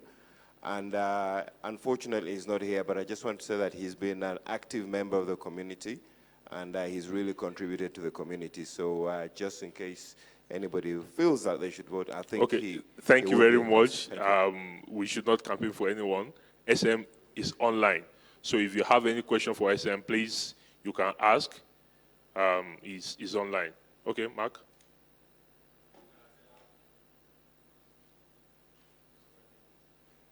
Are we on? We're on, okay. Well, then maybe I'd like to ask SM a question about how many RFCs has he been involved with and written? I think it's reasonable number. Okay. As a question for SM. Okay. I have another question. I'm not too sure about the residencies of two of the candidates. I thought Andrew Olstein was South African. So, you know, on the basis of where the home is where the heart is, could Andrew tell me where he lives? And I believe Andrew's married as well. And obviously, you know, if his heart is at home, then that's probably where his wife is. And I'd like to ask the same questions of Christian Boppie as well, please. Is that question for It's a Andrew question. or for NOMCOM? It's a question for the two candidates. Okay. One is Andrew, the other is Christian. Okay. Andrew? Hi, Mark. I live in Africa. I was born in Africa, I was bred in Africa, and under African skies will I die. But in terms of actual country borders, I currently reside in Kenya, and yes, I am married to a Kenyan, and I have a Kenyan son.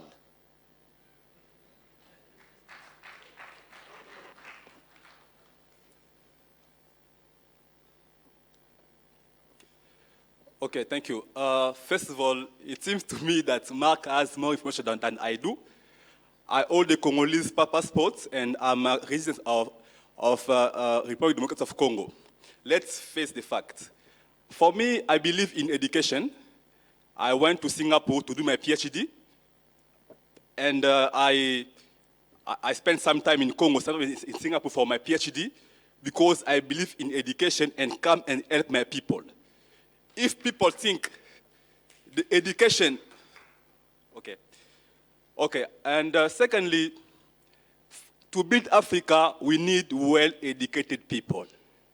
And just now, I think I will finish my PhD within less than 2 months.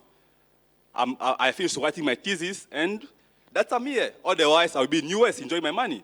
But I'm here to help my people. Thank you. I'm sorry, you haven't answered the full question. Are you married? No, I want, sorry. I want to know where your heart is. I want to know, what is the question? Where do you go home to? Excuse me, community. Is a question for the candidates? No, it should not be accepted. It shouldn't be accepted. Let's pass on that question. Hello? I think I'm the one in charge here.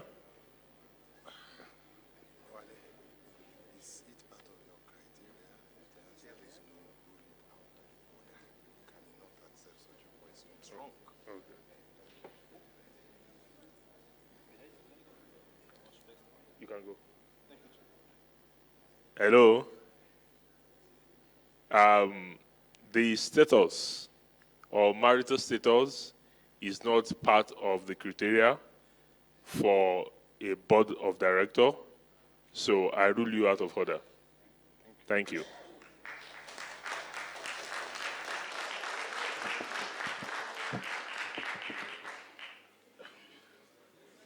Yes, Marcos? My question is directed to, or my questions and remarks are directed to Andrew Alston.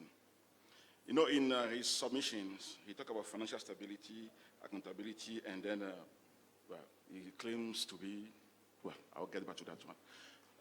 When you look at the financial stabilities, I would say it is simply an artificial stability. When he was assuming office... I want to rule you out of order. If you want to say that, I think you should have said that during the presentation of the financials. Well, he said it here, so allow me to to talk about it. You should have raised that issue during financials, Well, and he is campaigning, and he talk about it. So why you don't want me to talk about it? I think you should have raised that issue when they were presenting Do you want financials. to let me I finish rule before I you raise the out of question? order for that question. Do you have any other question?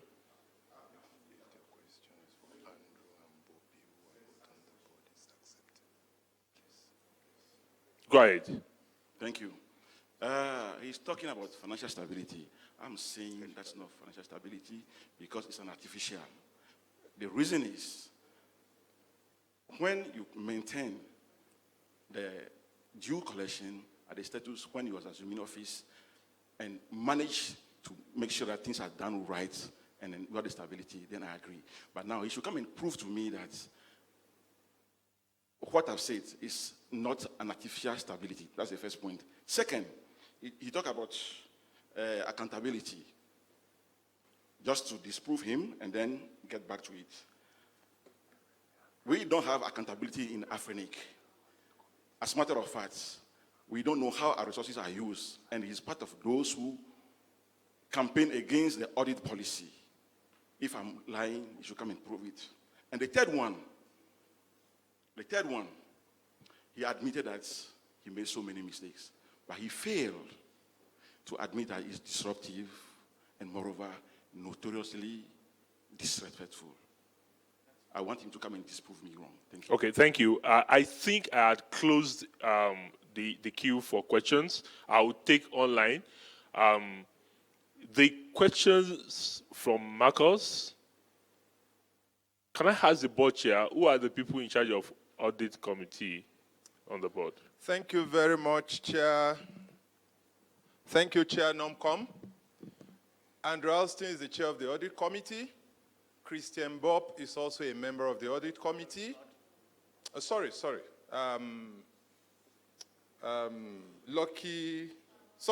Ojedeji and Abibu, that was the former one.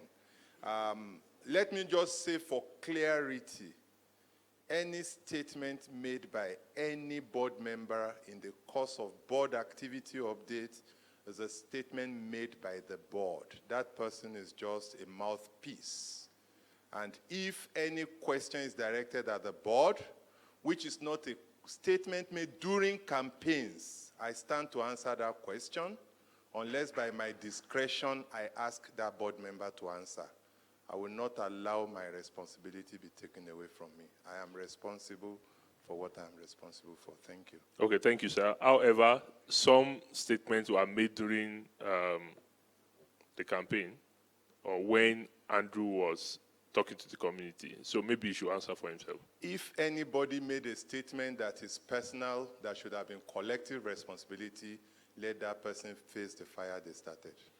Okay, so I will have Andrew answer those questions in 1 minute. Thank you. Okay, 1 minute. Firstly, as I stated in my presentation, everything that was done collectively as the board, and I simply contributed towards that. But the fact is, what I said in 2014 would happen has happened in 2017. Secondly, on the issue of accountability, Marcus, I say this to you. The board collectively proposed 20 special resolutions to this community to enhance the governance of Afrinic. This community chose to vote down 17 resolutions, 17 out of 20 that were recommended by the law and everything else. So if this community wants accountability when they're offered it, it's time for this community to take it. And then when I said, you said I was disruptive, you know what? I agree. And I said it in my presentation. I am a lightning rod. I am controversial. But I'll also say that I deliver on what I promise. I deliver. That's all I've got to say. Okay, Combs.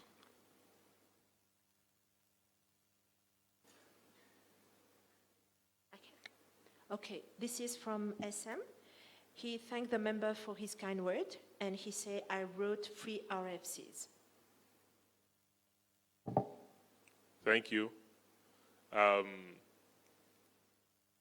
We have, are you standing by the microphone? You are also standing by the microphone. You are too far from the microphone. I am now. I'm close now. Okay, please. My name is Andrew. I'm a community member. My question is directed to Andrew Alston in regards to the recent comments I've been reading on the community list. Basically, his personal character in terms of us viewing him in the community. What is he going to do about it? I've also heard about rumors that he's been threatening some of the board members with legal action, which I'm not sure if it's true. Those are rumors, so thank I'd you, like him thank to you, address thank that. you. Rumors. We don't want rumors here. Okay, your question before. Yes, my name is Benjamin Ishen. I'm from Ghana, and my question is also to Andrew. During his campaign speech, if I can put it that way, he mentioned that this continent is actually divided based on geographic and linguistic barriers. And what beats my mind was that there are other IRRs in the region that have more linguistic and cultural barriers than Africa.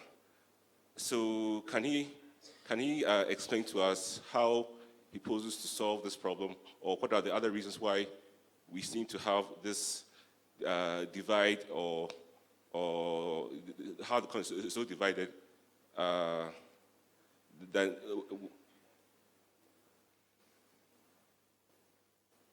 yeah. Are you done? Or yes, so I'm done. Basically, he said that one of the problems with that this community is divided based on linguistic, Anglophone, African, Anglophone and Francophone and other geographical barriers. And I'm saying that there are other regions in this world, or the other IRRs, who are more linguistic divisions, yet they are more united.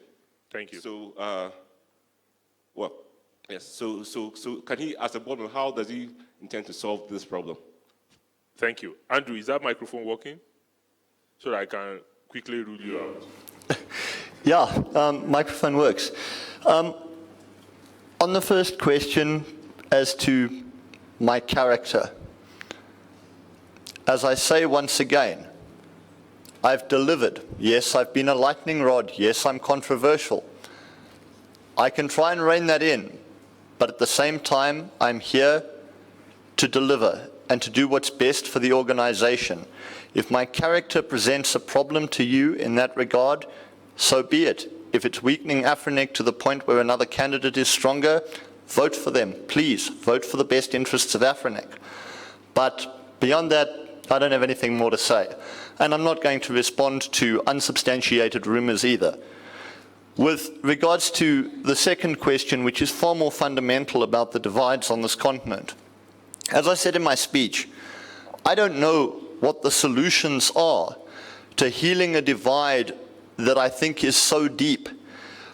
I stood in Mauritius, and in Mauritius, not one, but 3 different people raised that issue at the microphone about the divides in this community. And they've been there since before I was around. They'll be there probably after I'm gone. It's about working together, however. It's about the fact that particularly in the policy process where it becomes most obvious, people need to start looking at the content of the policies, not at the authors. Okay, it's thank you. That's simple. Thank you, Andrew. Thank you. At this stage, I'm going to hand over to Elcom to do the election proper. Thank you.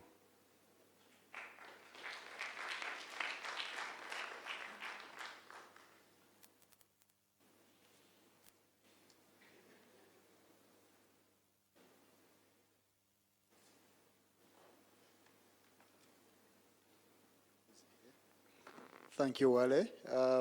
So we shall proceed to the next part, which is the voting. So we have the online voting platform that is still open, and it will close as soon as the last paper ballot in this room has been cast. everybody that is eligible to cast a paper ballot would have received it already and has it with them. There are two ballot boxes in front. The ballot box on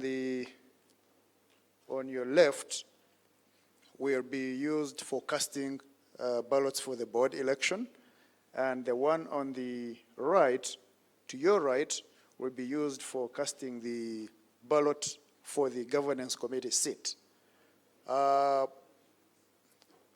Those that have their paper ballots, please move forward and cast them right now.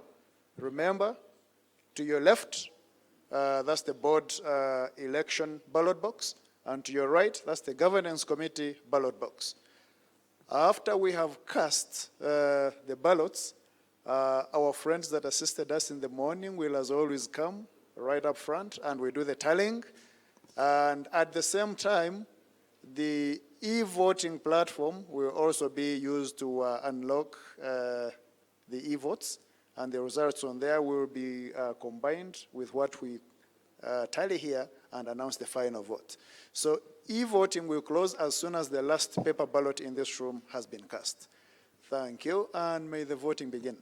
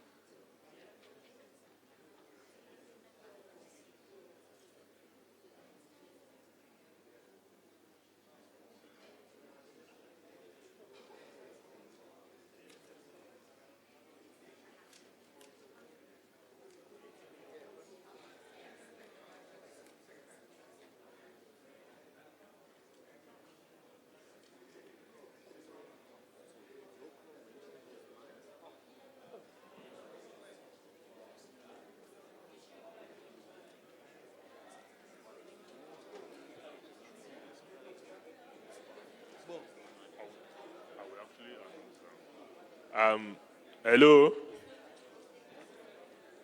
The lines for election will close in 5 minutes.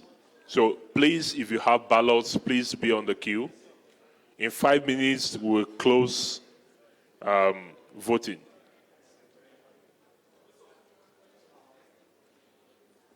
In 5 minutes, we'll close voting. So please, if you still have your ballots,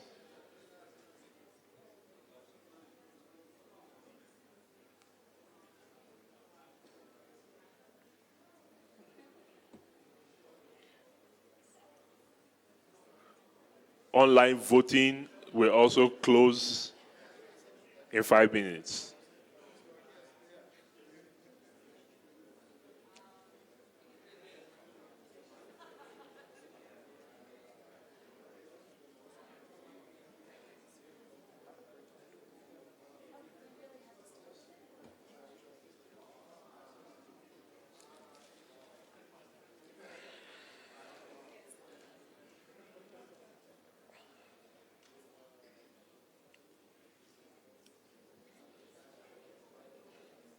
All votings will close 17:35.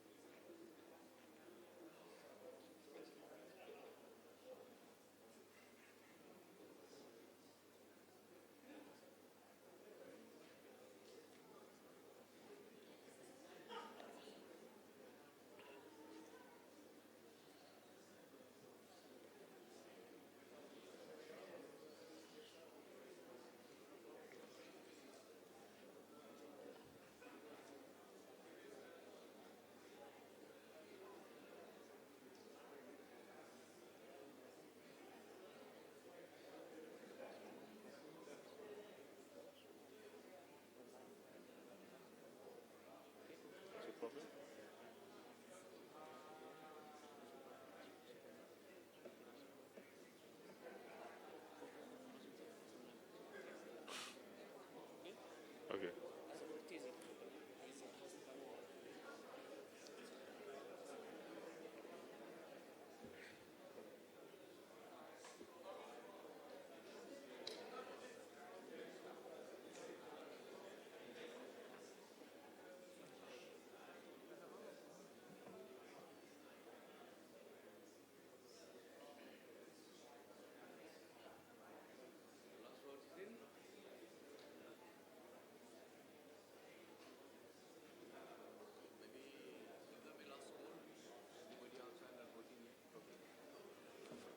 Is there anyone outside that has not voted?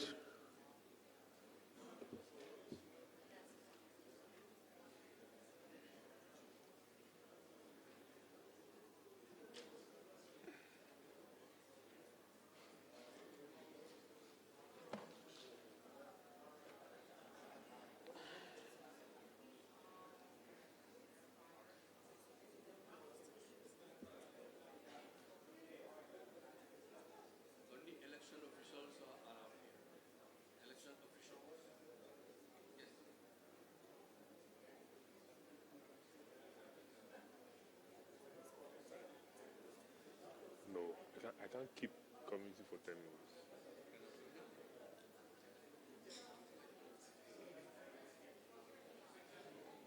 I can't keep community for 10 minutes. NS.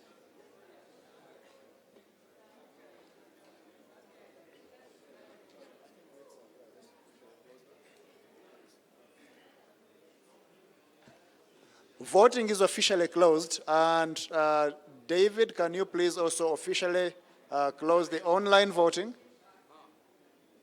right now, and immediately release the result for the online, for those that voted online. Thank you.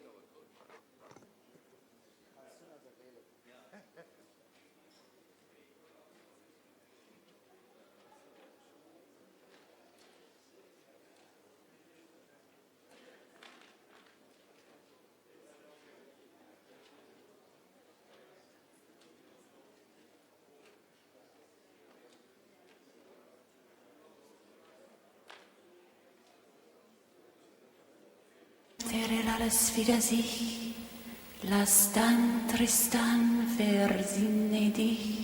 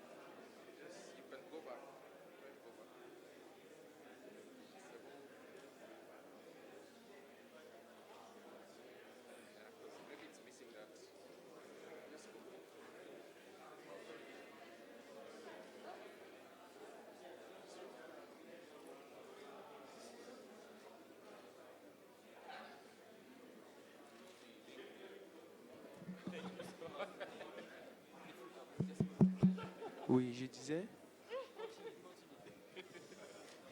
Je disais qu'Avier Nkona.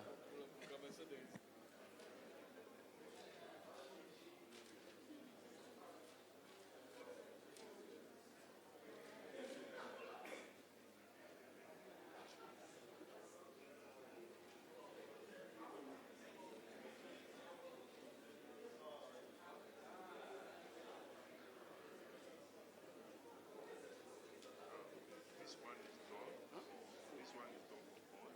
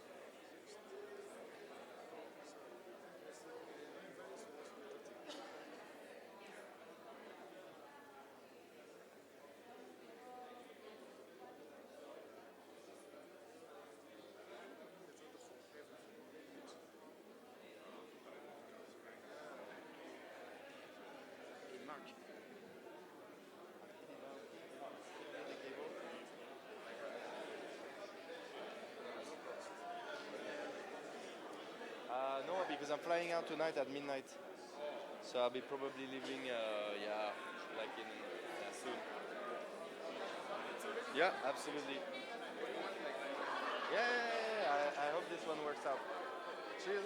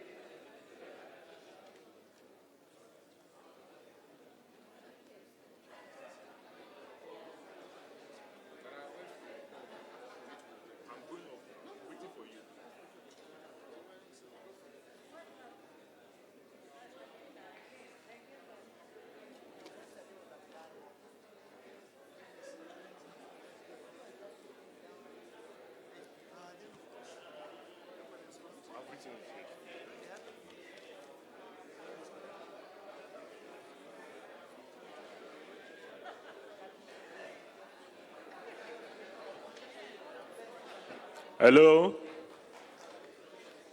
Attention, please. Results are ready.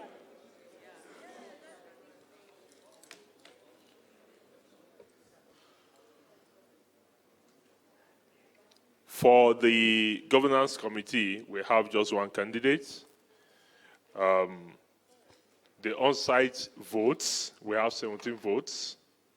For online votes, we have 83. So the total number of votes for the governance committee, 100. In favor of the only candidate, Abdallah Omari.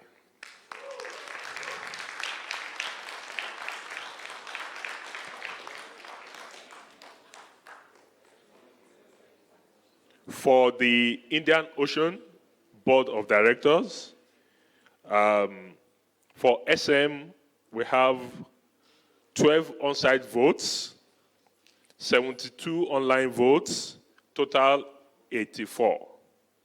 For Chris Shibon, on-site votes 4, online votes 68, total 72. For Kalem Hamed Usmani, no on-site votes, 5 online votes, total 5. For Lala, on-site votes 2, online votes 17, total 19.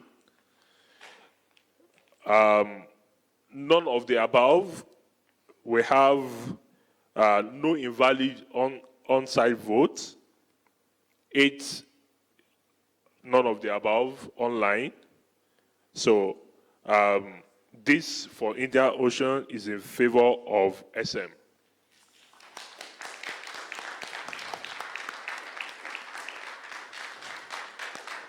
For Central Africa, Janvier, on-site votes 8, online votes 63, total 71. For Bope Christian, on-site votes 10, online votes 94, total 104. Online, none of the above, 13. So for Central Africa, is in favor of Bope Christian. Region Independent, Andrew Austin, on-site votes 10, online votes 80, total 90.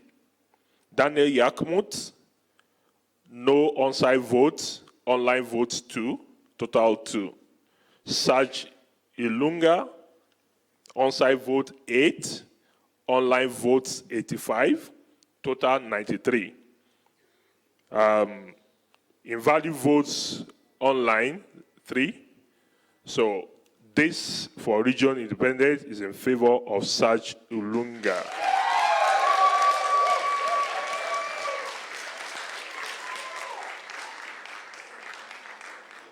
Thank you very much. Members, annual general meeting still in progress.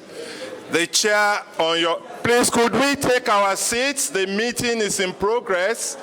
I'd like to, on your behalf, thank the nominations committee for a great job done. A round of applause for NOMCOM. I'd like to also invite to this side of the table, please join me in welcoming the candidates elected, Christian Bob, Saj Ilunga, and SM, who's joining us remotely. A round of applause as they come forward to take their seats.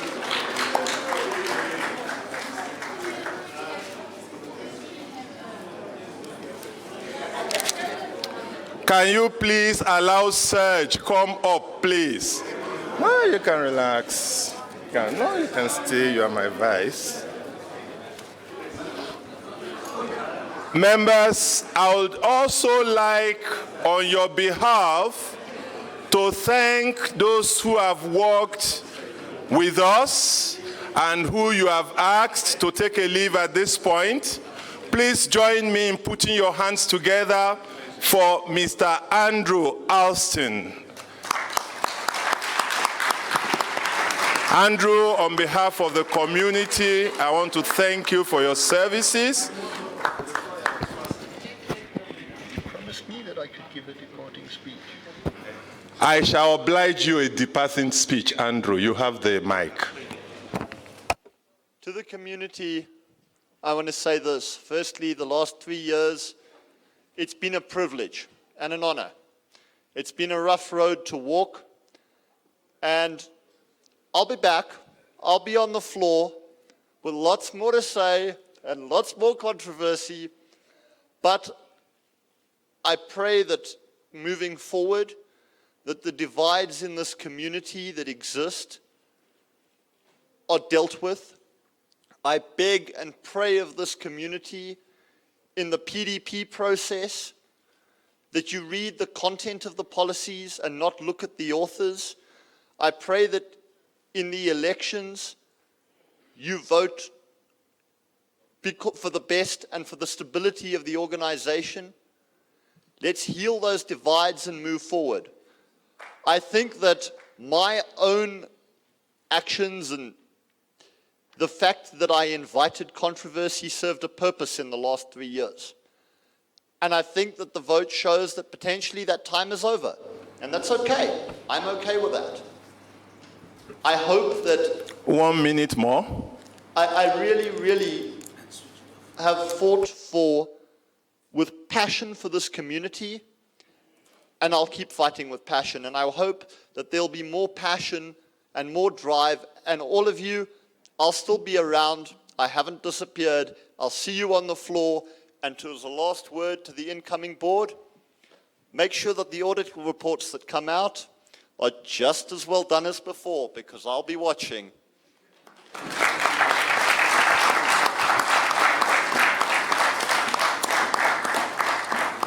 The chair, in the same vein, would want to appreciate and thank very much Mr. Krishna Sibon for a great job done while he was on the board.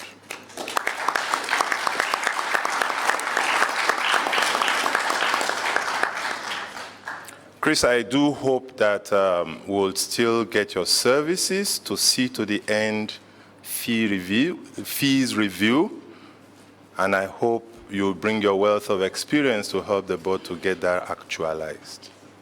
Thank you for that affirmation. In the same vein, at this point in time, I would like to thank my colleagues on the board and request that you please shake and welcome the new members to the board. Please shake them. Give them a handshake. Christian is coming back. Welcome him back. On that note, ladies and gentlemen, it's been a long day. I'd like to make some closing remarks, and my remarks would border around the divides in the community and the way to heal the divides. Ladies and gentlemen, what we call terrorism starts with aggression. Aggression begins with intolerance. Intolerance is precipitated by a belief centered around supremacy and superiority. Ultimately, ladies and gentlemen, he who has powers now uses it to develop the future, because the future ultimately will be strong when the current is very weak and unable to move. Our efforts should therefore be geared towards strengthening our community. We cannot strengthen the community if we don't strengthen the people. And we cannot strengthen the people if we don't see ourselves as the people. And we cannot see ourselves as people if we don't have mutual respect and tolerance. We could do things differently, and we should do things differently. And this begins, ladies and gentlemen, with us understanding the fact that the future of Africa is our problem. It's not the problem of North America. It's not the problems of the Latin and Caribbeans. It's not the problem of the Asians, neither is it that of the Europeans. We've always had our problems with us because we choose to think we don't have the capacity to solve our problems. I stand before you as an agent of change, willing at all times to dialogue, willing at all times to illuminate where there may be dark misunderstandings. Events of the last 1 week has shown that if we are honorable, if we tolerate each other, if we work together, we can overcome whatever challenges may come our way.